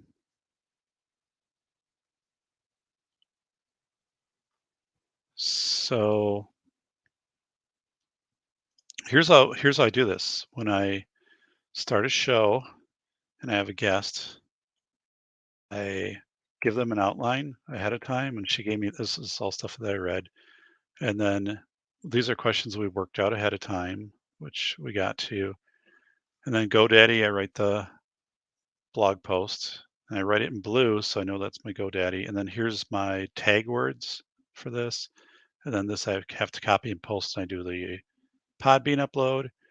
And then here are show notes when I went back and listened to it at an interview, my own notes. And then I'm highlighting stuff that I'm pulling into the blog post. So this is what I listened to last night. And then my YouTube version, which is 5,000 characters or less. So that is condensed down, and then that's it. So, um, so right with the safety doc um, podcast, I guess is every show that officially is a show. So Megan was show 190. Every show had like today's show won't have any blog posts or anything like that, or be out in audio only. But every show has the blog post.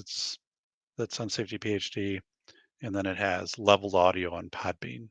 So there are people. It's funny because people will discover the show and then they'll go in and they'll download like all 190 episodes off of Podbean. So I can see like the spiker, they'll email me and say, "Hey, I just found your show and have been downloading episodes." And, um, but it is pretty wild to think that there's 190 official shows. When I say official, those are shows that I have show notes for, show graphics, again, leveled audio. It's available audio, video, plus the blog post. So I mean, in blog posts, if that was the book just of blog posts, that book would be 400 to 500 pages long, and just of in my blog post.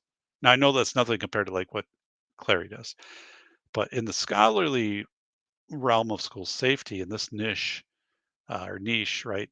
190 episodes in community safety. This is pretty. It's pretty phenomenal. Like most shows, right? They don't last to 10 episodes now. So to have 190 episodes out, and once I get above 200, I think that's going to really kind of be a cool thing.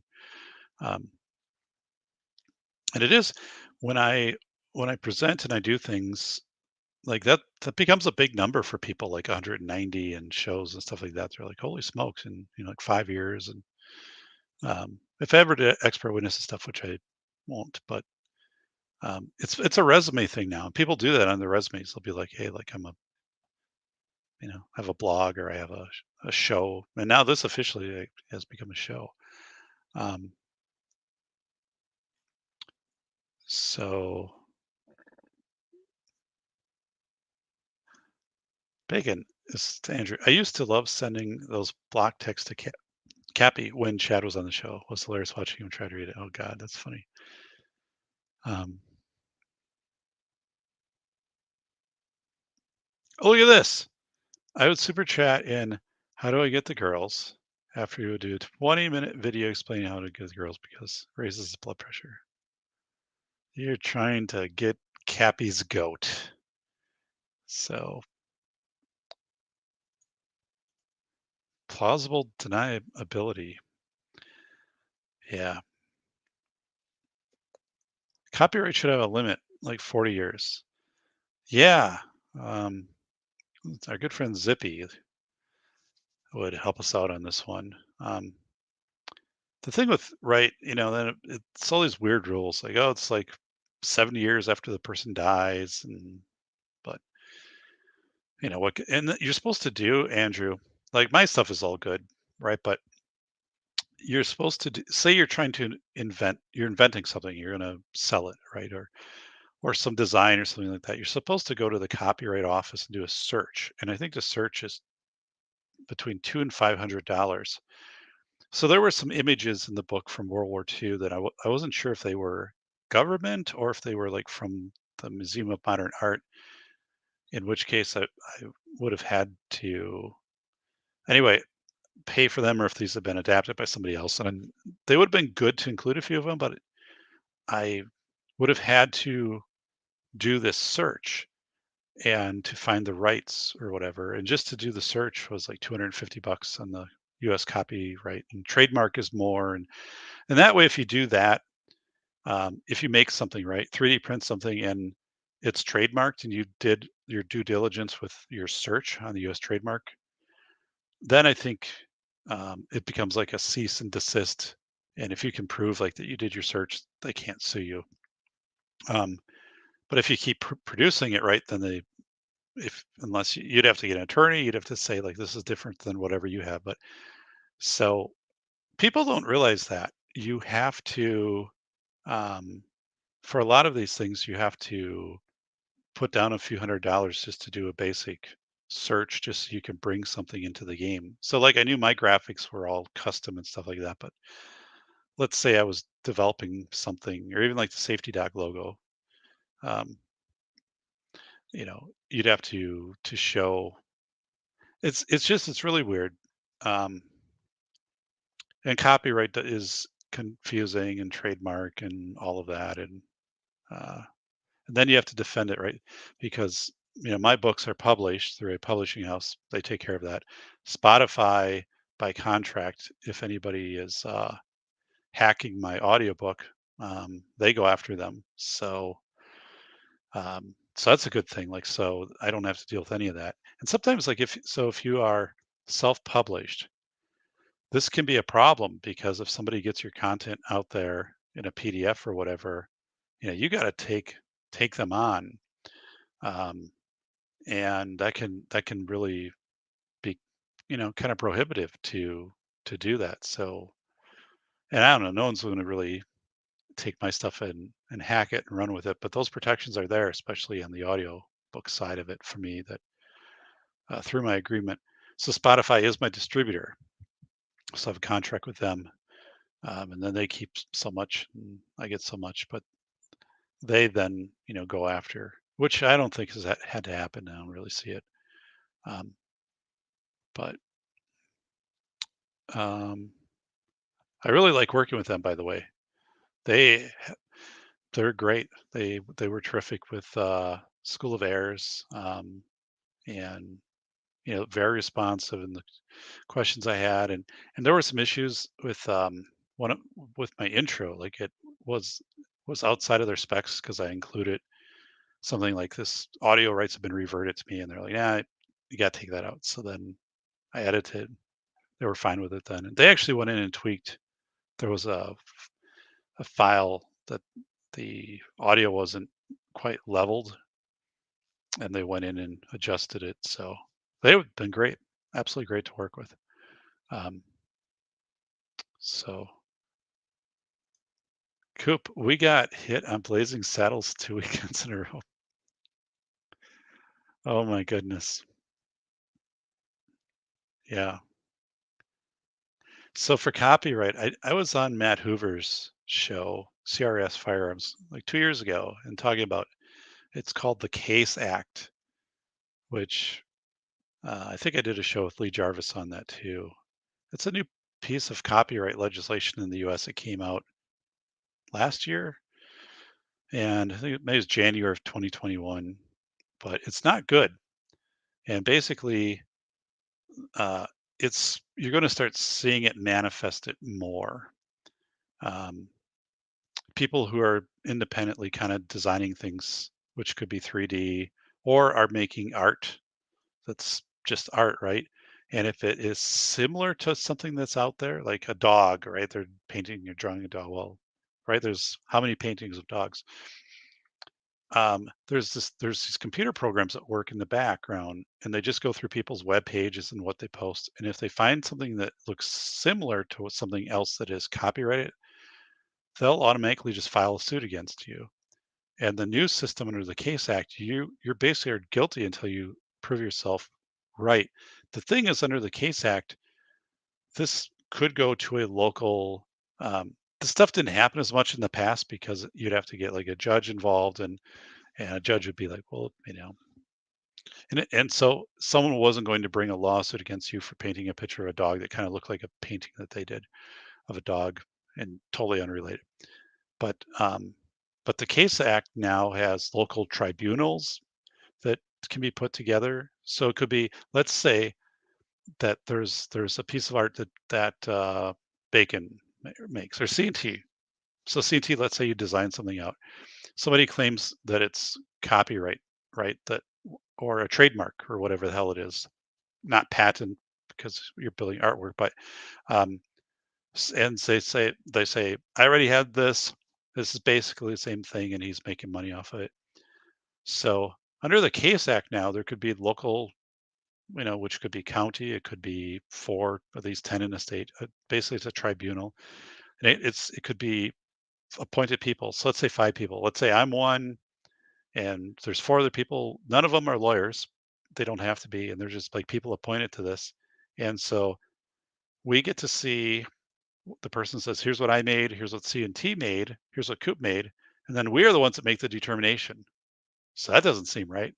But so we're not trained to do that. Like I'm not, I don't, or listen to music, right? That you can make that call listening to music and, or like reading a book or something like this. But so you're having these people, these entry level people who are just shouldn't be on these. It could be other people. So I'm not saying it doesn't have to be entry level, but it can be anybody. These aren't.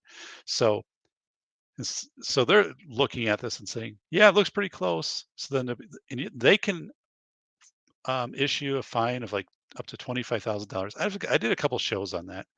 I don't know if I want to really get back into it unless I find someone like Lee to come back on and talk about it, but who are like really knows it because I don't follow it that closely. But so that could happen, right? And this will start happening more. It just hasn't got traction because the Case Act was passed and the Case Act said you can put these things together, and these tribunals basically haven't been put together yet. They're these it's kind of local informal courts.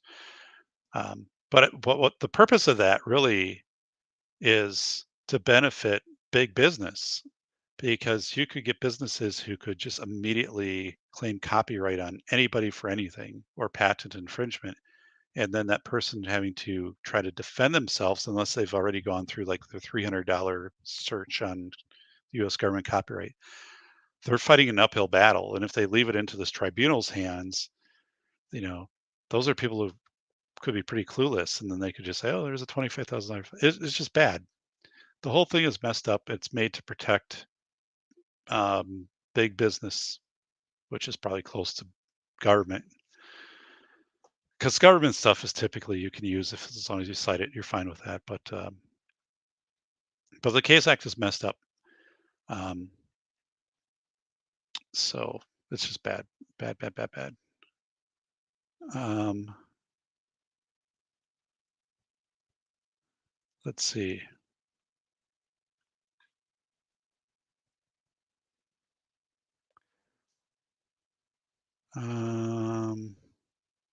Polo was in China in the mid 90s what I saw with lockdowns and hazmat suits last year was very different demoralization. Yeah, when I wrote in Philosophy of Information, somebody leave the 23rd review. Let me wake up tomorrow morning, go to Amazon, and I'll be like, there's the 23rd review, but it needs to be 5-star. Somebody left like a 2-star review, no comment. I understand, like maybe it's maybe not your jam, but if you leave a bad review, star, like just tell me why. I didn't get into the whole part about the TikTok dance nurses. Like I thought that was out of place. Well, okay then. Somebody be the 23rd review. And I bet somebody um, could be the 55th review for this guy. Could be you. Make my morning. Um, so um, yeah, this whole Committee for National Morale, and I wrote about it in Philosophy of Information. That's U.S., but every country during World War II had their own version of the Committee for National Morale, and it was interesting because Megan was talking about the impact of the pinup girls, and I didn't put that anywhere in my notes, but she already had read the book, and so I was like, well, yeah, um, that had a huge impact, and there are dedicated museums to pinup art from World War II. Part of the Oshkosh Air Museum, not too far from me, has a section completely dedicated to that. Um, so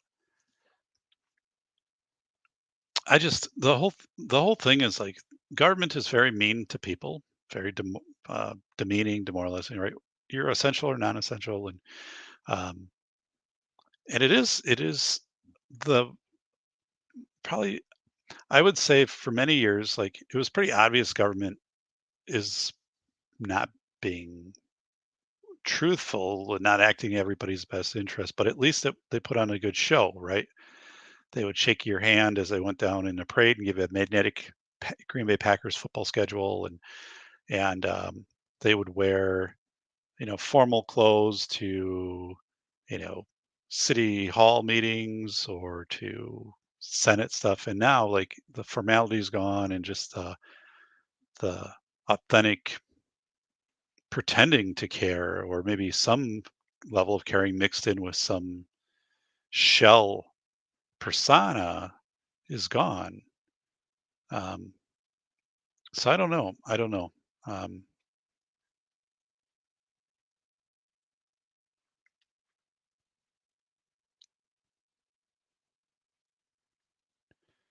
so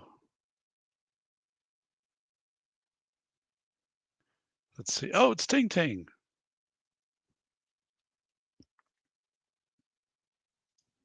Ting Ting. Well, I used to get my news from comedy shows, and I popped out of it. So I think Babylon Bee is pretty funny. I still read Babylon Bee and The Onion. I haven't found any comedy shows. I mean, everything on the Comedy Channel I think is garbage. Now, it used to in its day, I think, be pretty funny, but it's, in the night, the evening talk show hosts are that's just all garbage. I don't like. I mean, I was trying to like scale down our cable package because I don't watch TV. I'll watch History Channel, but I can watch it through YouTube. And I'm just, I'm kind of just more like documentaries. I don't care about the news. But my wife and kids like the cooking show and stuff. And so anyway, I wanted to trim down to a more basic package, and they vetoed me on that. Um, so, but at some point here, I think we will do it because it just doesn't make sense. Um,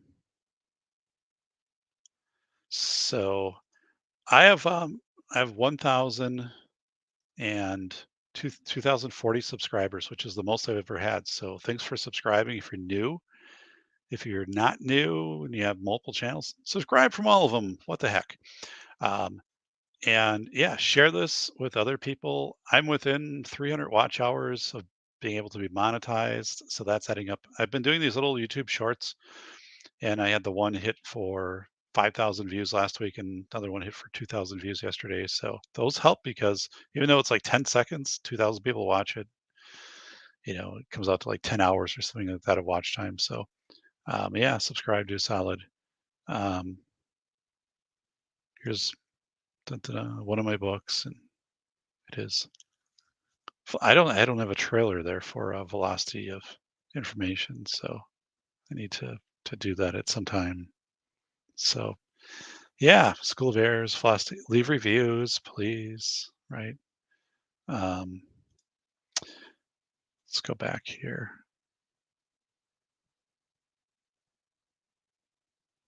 Um, dun, dun. Oh, I hit the wrong button. I almost put you in timeout there, Bacon. They left a 2-star review. Yeah. Well,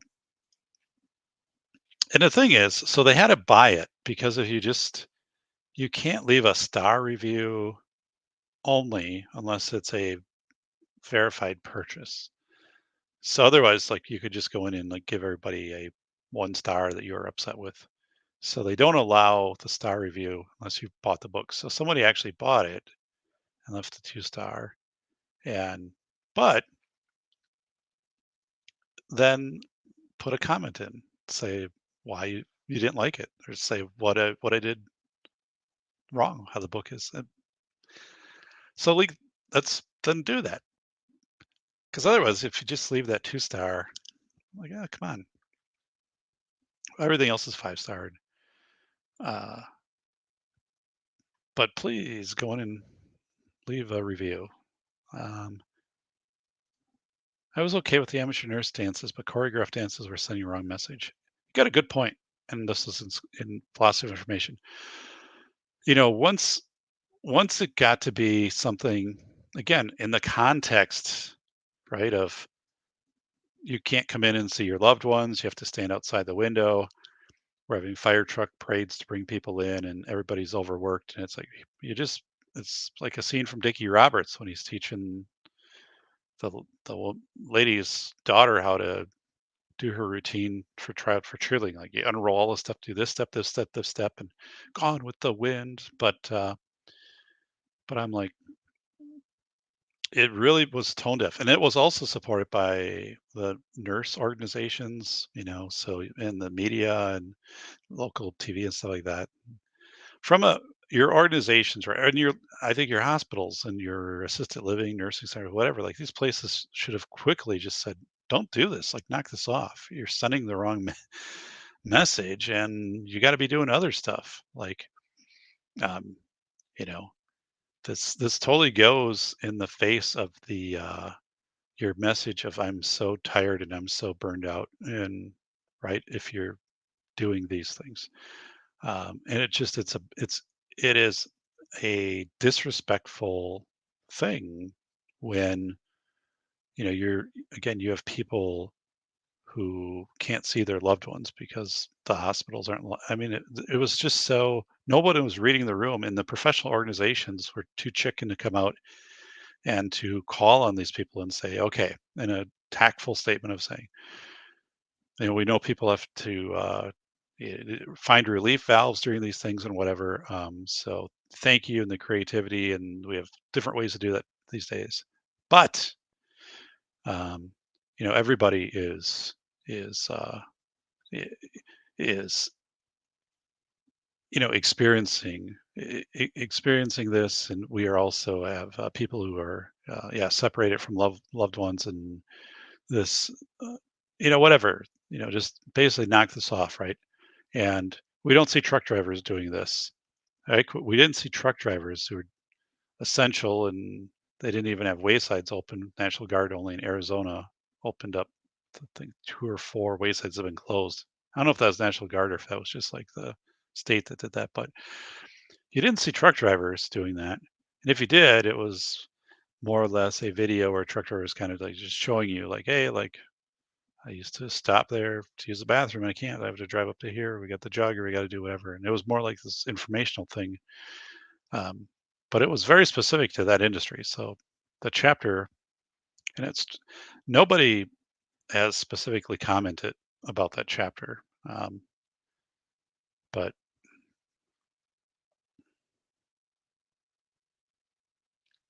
oh, uh, retailers were actually, this is Jim, caught buying reviews, $25 gift card for positive review. Oh my God. So yeah, I'm not going to pay you. There'll be no special uh, you know, I'm gonna send you a signed piece of firewood, but I would appreciate though if you have consumed either of the books in their different formats, or if you are, I can help you out a little bit with some of that.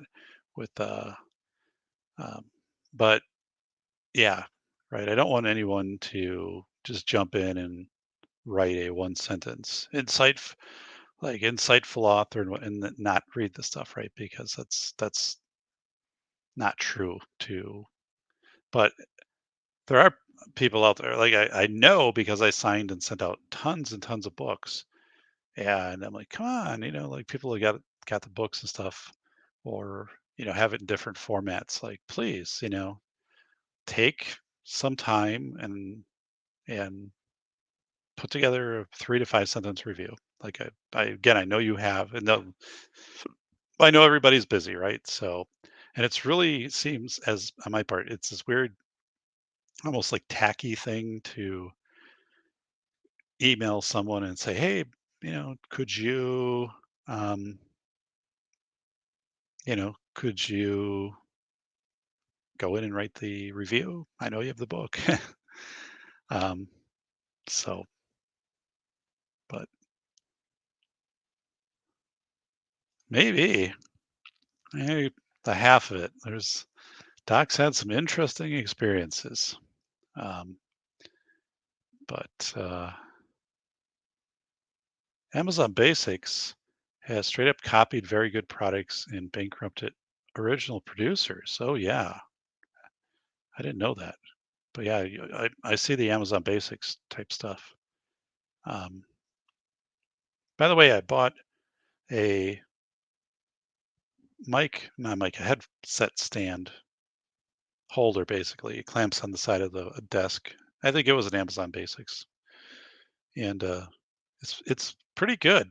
I didn't have high hopes for it when I didn't pay a lot for it, and then because it the head this thing has like a 40-foot cord on it, but so the cord becomes kind of an issue. But I wanted the headset to be off of the table, and it works great. I'm going to order one more, so my headset and then my primary headphones I'm going to have to the right of me elevated off of the table. So it's a pretty nice setup. Um, um, do you have any thoughts about Jones 1 billion penalty for the school safety failure? Jones. You're talking Uvalde? Bolo? Is that what you're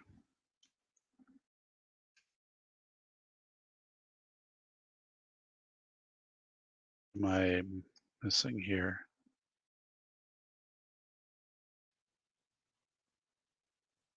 Oh, Alex Jones. Okay. I was trying to find like, did somebody have a bill? Because I know there's lawsuits going against Uvalde and some now I think I've heard could be like $1 billion. So I was like going there. Um, so yeah, the Alex Jones, right? So that is um,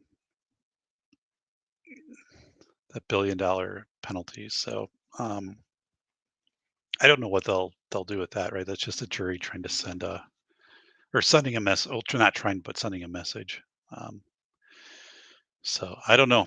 I never. Now my camera's way off, but I'm not gonna. Well, I guess it will. I don't like when I'd rather have. There we go. Um, I don't know what's going to happen there. Um, I didn't follow that very closely. I know families from Sandy Hook and but yeah I honestly I tried not to even kind of comment on that because I've separated my work. Um, I've tried to keep it away from what would be the more controversial side of if it's I don't conspiracy, right? Um, I just don't want to kind of opine on that because it's nothing. Um, it's like Tower Seven, right? Like when I of the World Trade Center. Um, when I talk sometimes about School of Airs, and we get into 500,000 people rescued in 9 hours. And sometimes people on different shows will be like, "Well, the Twin Tower stuff. Well, what do you think about like Tower? Was it Tower Seven that fell at 5:52? Tower Six. Let me see here. Um, yeah, at 5:20 p.m. Tower Seven. So there I'm kind of like, well, didn't write about it, didn't really study it, didn't study the towers themselves. I studied the phenomena of the people going to the harbor. So that's really what I'm going to comment on. But um, yeah, it's really sad though, what's going on yeah, with Sandy Hook being December of 2012. I mean, that's been 10 years now of these families, these lives, and these lawsuits and stuff. And it's like, it's just, I had a, a friend of mine, his, his children were in um, a school shooting. They were in the school. One was seriously injured. The other wasn't shot, but he said there gets to be a point, at least for him, right, where he's had to remove himself from the perpetual of, okay, let's start some litigation, and or let's start like a movement and a campaign, or um, because you can perpetually be in that, and some people will perpetually be in that. Um, there are people after Sandy Hook that now they travel the country and talk about school safety. Michelle Gay, and she does much right in that capacity. She is a good person and is doing good things. But that was never what she set out to do, right? So this, but yeah, I don't know. I I I've been able so far, and I think I will, continue to be able to stay on my path of kind of this, I know, objective side. Um, I've got a really great paper, well, not paper, but a feature article that's coming out next month in Phi Delta Kappan on school safety and these abeyance agreements, these fake suspensions. Then I think that's going to be like a huge. I think that thing will be cited hundreds of times. So yeah, schools and politics, like I don't. There's just so much complexities into these things, and you don't know. I mean, I don't know. What I found, what I find strange sometimes, Andrew. Yeah, there are just some. So take let's just say Uvalde, right? Being um, recent, and why there are certain things with a Uvalde, with parade massacres, cars, guns, things, whatever. There, but we don't see ever people saying, if you were at this event, or if you lived, if you're there early as a parent outside Uvalde and you have phone footage, or if you have a house across the road with Ring camera and it has footage, you don't see a call for footage, right? You don't see the police department put an ad on TV or whatever and say, hey, like yesterday, if you were at this, you know, then during this time and recording, then submit it to us or through this portal. I don't know. That strikes me in a strange way, like this whole provenance and metadata and the amount of data that's available, or the Waukesha Parade massacre here in Wisconsin last year. That when that's gone, right? That when that doesn't happen, like how many people have their cameras out and are filming? You see a few things, but like you don't have a call, a public call, because you don't know who's there, right? All the people who are there. Why is that? Why don't you have that today? Like, right? Because 20 years ago, it'd be a still picture of the camera, but now it's like live, and it also probably has like even some geo positioning on it or whatever. But you don't have that request for data from the general public in these areas. I just find that very strange, um, because why wouldn't you want that? Why wouldn't you want all of that in the metadata and to establish the clearest provenance of sequence that you could? And we don't see it. It's nowhere. And I brought that up a couple times with some other school safety experts. And, you know, there isn't an answer to that, and that's just school safety. But I mean, again, take that Waukesha parade, or just take in general, something happens where there are a lot of people around, and they're probably there as it's happening or before, so that you have this timeline, and there isn't, or it's like these, legal teams aren't coming out and asking for this. They'd have to be in really fast, like trying to represent somebody and then trying to for discovery. But it's strange. Um, I don't know what to think about that. I'm going to bring somebody. Maybe some of you. Maybe I'll do like an open show where I'll put the um, login, or the StreamYard thing, so you can come in, and maybe we can just have a talk about that, because to me it's strange. It's very, very strange. that with all of this information, it's just like but no one's asking for it, or they're asking for only certain pieces, but they're also not querying what is really out there. Like they don't realize that, oh, there was a person right over here, and they were filming, and if we had that, it's kind of like the what Zapruder or what was it Zapruder film of the JFK assassination. Like that you don't realize there were like four other people recording, and you didn't go to them, right? You didn't immediately on the news or in the newspaper say, and then I'm sure like probably that was done. I don't know back, but I mean, it's very, very, very strange to me that this isn't just a common practice, that there's this very overt canvassing. So like Las Vegas, right? Um, the shooting from what was it, the hotel down on to the concert. Um, so you know, where was the footage? Well, people at the concert. I mean, if you people turning cameras in different, I just it's in all of the surveillance, right? That would just innately exist. Seems unusual. So I don't want to go too far down with that. I'm just saying I'm surprised that that is not a just a protocol that everybody is aware of.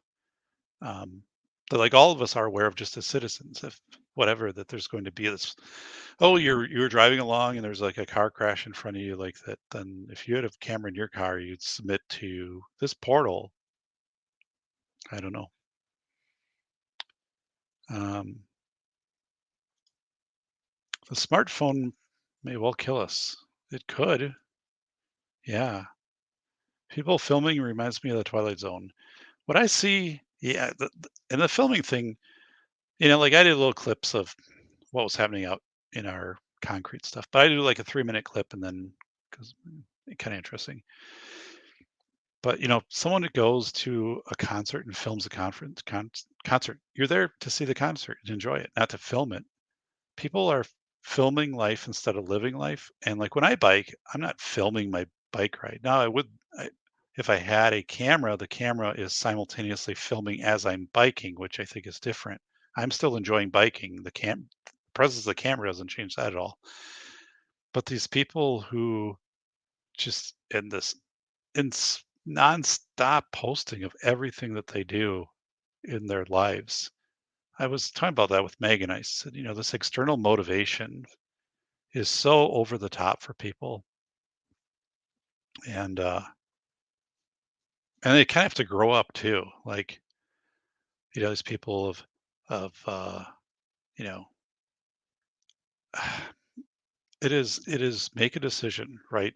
And we don't have to, mm, you know, you don't have to. You should not be posting everything. And these people who would also post and say, "Oh, like I was sick, and now this," like that's private information. Keep that to yourself, right? I understand. Now, let's say if you have cancer, you're going through something, and you, you want some people. I don't know if you'd want the world to know that, but I guess if you want to, um, but again, I think there's a lot of things you just would keep to yourself. It's like this whole gender reveal things, these big parties going on, stuff like that. Who cares? I mean, we find reasons to film and and no one is as Bolo, no one is producing these. Like, so I had Megan on the show, and that becomes a show that I produce. Like, this is just footage that people do nothing with. Um, and I think they live life through a lens, um, which has got to be really unfulfilling. Um, to borrow from Level One Text, it was a mistake to teach sand to think. Yes. Um, the FBI did ask the public to talk to the umbrella man at JFK's assassination. Okay. So yeah, thanks for sharing that, Andrew. I don't know. You're right. The umbrella man who was protesting something political that was happening overseas, and I remember reading or hearing something about that. But I, but the stuff today is just it's baffling. Um, I it's a that's a very hard face validity check for me to write to in my mind. It's wrong. It needs to out to so I don't know. So Jack, you're saying you don't want to go through the checkout at your local grocery store and hear about your cashier's gamble. Oh my God. I do the self checkout. So um, which is now basically 90% of my store. Although I have a prescription, um, that hasn't been filled because they haven't been able to get the stuff in, and so it's like allergy type stuff. It's just crazy. Um, nothing, something, but but yeah, the that's kind of isn't that a weird thing? Like if you would show a uh, video, right, of someone on top of videos of just people doing self checkout at a Walmart, and you showed that to someone 20 years ago, they'd be like, "Oh, this is crazy." But you know, I remember the first time in our town, the gas pump got the credit card reader. Like, I remember when that happened. Otherwise, you always had to go inside and pay for it, into the store. So, you know, I remember that. And I remember also, like, the novelty of being able to fill up with gas at midnight. Um, so but so kind of weird things. Yeah, I don't know. I don't know. So what I'm thinking for Monday night show, and this is one I've had kind of brewing is I think that show might be um, what it's like to present do a live presentation on PBS TV. Um, I know I've talked about that a few times before, but I think that it might be time to do that show. And uh, a few things, so I would go through and I'd have some photos of when I was there, and I probably would bring up the show, but I don't want to get copyright hit, so I would just have to zip through and show some different parts of it. But there's a lot there's a lot to learn. There's that whole process was new to me, and there's also things now when I watch people do live presentations, like national type presentations. There are certain things, certain protocol you follow, and there's certain like mistakes people make, and I can pick it out right away if they made a mistake, and I'll point it out to you too, like of here's, like you never turn to look at the screen if it's in back of you, right? Because there's always monitors in front of you, and it might be you'll be aware of what's on the screen in back of you via the screen in front of you, but anyway, you never turn away from the camera. And then you never point to that because that screen is there for the audience. That screen isn't there for the people at home who are watching live. They're not putting, so it can really screw up the film crew. Now they can adapt to that. They can like throw a static cam on, like onto the crowd or something for a moment, or something like that. Um, but the whole process and how you have to go through approvals and just and then the awesomeness of it. Like we'll go right through how cool it is when they announce you and the clock starts and how it's just real and there's people all over the country, and the moment it's done, people are trying to already get a hold of you and how you stay and you answer questions, and the audience hangs around and they want to like be your best friend for a couple hours, and that's a pretty cool thing if that's their jam, and I went out and I didn't really party, but we went out to restaurants and um, bars after my 2019 presentation, and um, it was that was an awesome time, um, and yeah, so I want to go through that, and I also um, want to point out how when um, when you do something like that, it kind of changes your trajectory because once you do that, that show's always out there, right? And it gets syndicated and it gets brought back. So after Uvalde, my 2019 presentation was aired a lot, especially in Texas. And then people would email and say, "Hey, like I watched your show last night or this morning or whatever." Well, I don't know because I don't know whether they syndicate it, where it is, or who sees it. But um, and then so you've got feedback and comments, and again, it's all positive, which is good. But people, but once it's out there, you kind of get known as that person, right? And people start to follow some of that work. But I think the PBS stuff really hits people differently though, because then they know you kind of, right? Because they can see they know your mannerisms. I mean, reading a book is one thing, but you kind of, that's different, right?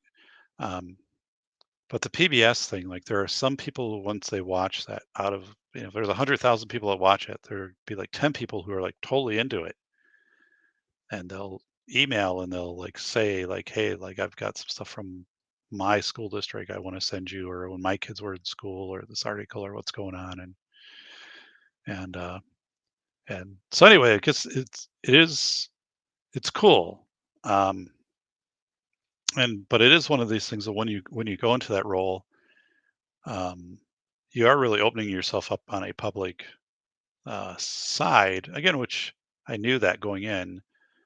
Um, but I'll also talk about like after PBS and the things that people send me, um, and which it's nothing is bad, but I mean they'll send me you know um, again, local newspaper stories, or if there was, it's usually not like a school shooting, but if there was violence and somebody was killed, or like somebody in my son's class 20 years ago was beat up on the way home from school and they had a coma and then they died. Here's like a copy of the article that was in the paper. Like that's the kind of stuff. And what people do that because they resonate. It resonates what I say with them. They're like, oh, this guy gets it, right?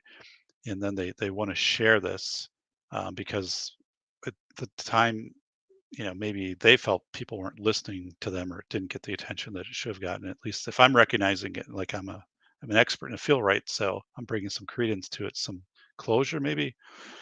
Um, I don't know, um, but you do kind of interface with people it, at levels where I think sometimes you are the one person that came on who really then validated something that had had been, um, a sore spot with them for a long time.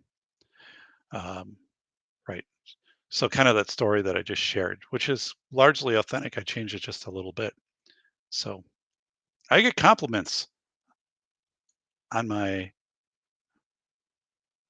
I get compliments on my sexy voice when I'm hungover. Not a recommendation, doc. Just drinking this Gold Peak 4-gallon jug of iced tea tonight. So it's unsweetened. Follow the days where I could actually get hungover, at least the circumstances. You guys, you young guys, identify as an 18-year-old with 30 years experience. So, wow. So I have a meeting at 10 via this system right here, that I'm running, and that will that will go well. Um, so just I had a meeting, oh God, a month ago, and I accidentally I was going through and somehow I set my system to shut down. Oh, it was urging me to do, I had like a reboot plan or something. I don't know what it was. It was just, so like, as I'm like, and I can, as it's shutting down, I'm telling the person like, okay, like, I got to get off like right now because of, and it shut down. And they're like, what's that all about? I'm like, yeah, the, cable company, Frontier is putting cable in the area. So we're going to intermittent stuff. And I should have paid attention to this. And I didn't. So, but that really wasn't the case. I just accidentally shut the system down. But I won't do that tomorrow. And but yeah, so when I'm running a meeting like that, it goes pretty well. We've got some things we got to cover, and then Rest of the day is pretty wide open, and I don't know if I'll start work. It depends how the weather is. Saturday I have to mow, or not Saturday, Friday I have to mow. Um, and then I want to start roughing out the show. I might just, I don't know if Monday night will be the PBS show or if Monday night will just be like a show where I'll post the link and people can come in and we can do kind of a live guest show. But if we do that, it can't go crazy. Um, I got to moderate that pretty well.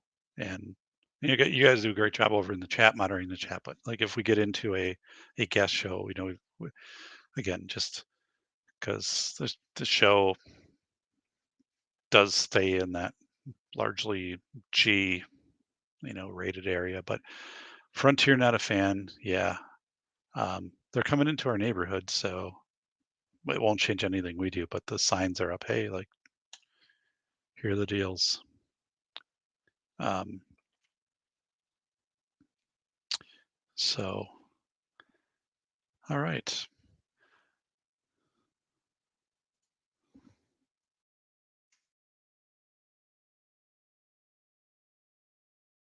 Uh, Good. Hello. Right. No fart jokes and the solitude to you. No, yeah, keep it. If you come on the show, buddy, and Andrew's going to moderate. So, yeah, I think we're good. I haven't done a show ever like that. So I think kind of a live, um, come in and I think we would have to do it on like what people are seeing kind of for inflation and like, what kind of like hope, like you know, what might be, I don't know. We'd have to have some kind of theme because I don't want it to be like a doom and gloom show, but um, I don't know. I think we could come up with it. So yeah, I guess. Jim, sure. You guys. All right. Well, I'm going to call it a night here, and let me just check to make sure I've got this. Yes, my Friday is open. How are we looking for weather here on Friday? 48 and cloudy. Any rain? No, zero chance. So I will be out and mowing with the mulcher on. But since those two big trees are gone, like that really thins out my leaf wrangling with leaves. And I usually just mow over the leaves. I mulch them up. Um, and the rest of it, I just kind of take my Echo leaf blower and move everything back into the park where it's supposed to be so the kids can enjoy it. Um, so yeah. Oh, what did Solitude do? He's been pretty chill. Solitude has had some kind of off color humor at times in the past. Not over the line, but he does check it when he's in here. So I've seen him on other shows too, and so yeah. Um, oh, oh my goodness, Paul. I don't think I even know any fart jokes. Um, Actually, I don't know many jokes at all. So wow.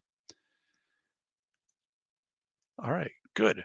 All right, everybody. Well, if not before, I will see you Monday. By the way, the it's on safetyphd.com right now is the blog post from Megan, my show Monday. So I'd appreciate too if you took that and shared it out on your social media platforms and say, hey, here was a good show. And here's either the blog post or here's like the YouTube link. It's all in there and Podbean, but whatever. Because I don't know how many views that has. But because Megan, when you have a guest on, right, you want to be sure as best you can that let's see here how many views. You're getting at least 100 views because otherwise it's like, oh my goodness, I think let's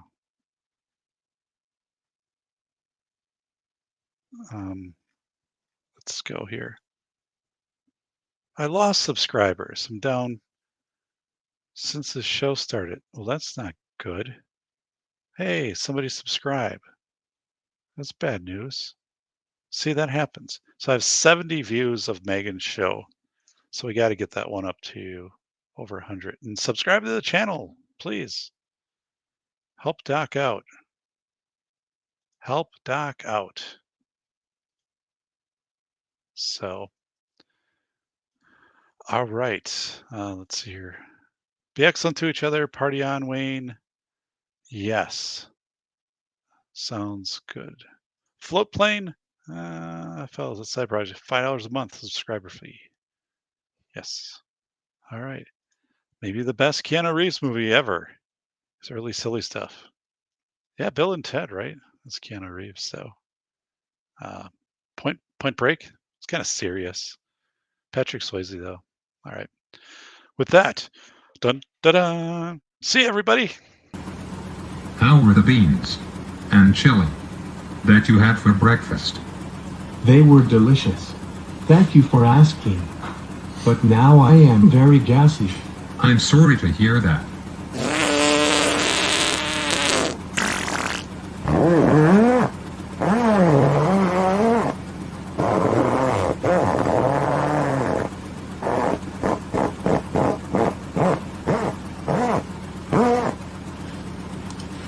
Who let the frogs out? Pew, that stinks very bad. I have to open the window. Oh no. My cap flew off and it was sucked into the engine.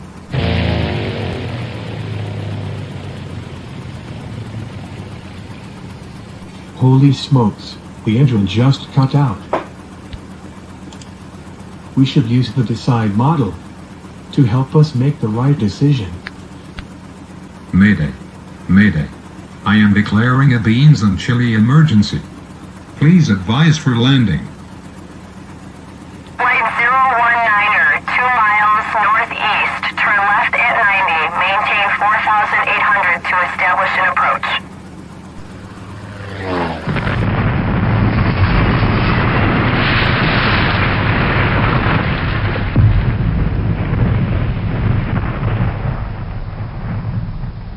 Engine 5, dispatch. Pockets of fire all around. Yum, yum. It's time for a tasty and refreshing snack.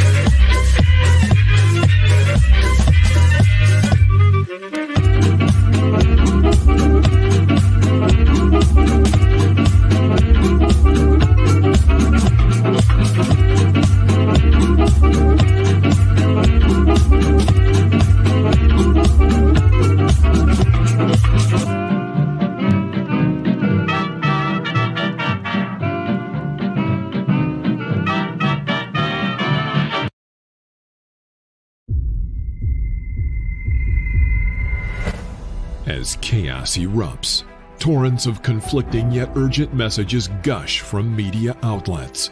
What is the magnitude of the incident, and what should people do to protect themselves?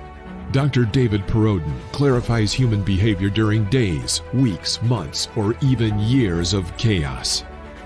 Reporter James David Dixon of the Detroit News proclaims, "The velocity of information is an education in the way people react and adapt to change. Never has it been more important to sift facts and stories for truth and meaning. The velocity of information will teach you how people have done it in history, in the modern day, and even in prison. There are teachable moments on every page." Buy The Velocity of Information, Human Thinking During Chaotic Times. Available from your favorite bookstore or online retailer.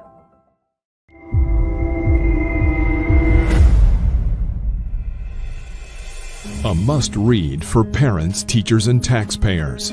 Dr. David Perodin has written the most honest book about the $3 billion school safety industrial complex. Attorney James Sibley proclaims, "A brave demonstration of speaking truth to power. School of Errors rips the lid off the billion-dollar school safety industry." Using real-world examples of successful responses in desperate situations, David contrasts the expensive window dressings pitched to panic parents with the inexpensive and effective approaches proven to actually work. Read this book before you let your school waste another precious dollar on meaningless safety theater. Buy the international bestseller School of Errors, Rethinking School Safety in America, now at Barnes & Noble or Amazon. Describe the odor. Is it like when something electrical is burning? And so on. Ridiculous, right? We don't shift the investigation to the reporter, but that's covertly what the school district thought needed to happen to prevent their investigation scrambling principals from burning out. And as this paragraph smolders, it would be prudent to consider bringing students with disabilities from the sidelines of safety and center them to active roles of detecting and reporting threats. So we had a rather difficult meeting. Upon due diligence of examining the reporting system, I informed the district representative that I could not justify modifications to the existing model, as such changes would make the system less accessible to students. Well, that was a short chit-chat. The district folks believed, or hoped, that the threat input system could be modified and maintained with fidelity. I wasn't in alignment with that hypothesis, and so I was thanked and given notice that our partnership would be over at month's end. Business is business, but in school safety, it's never as simple as that.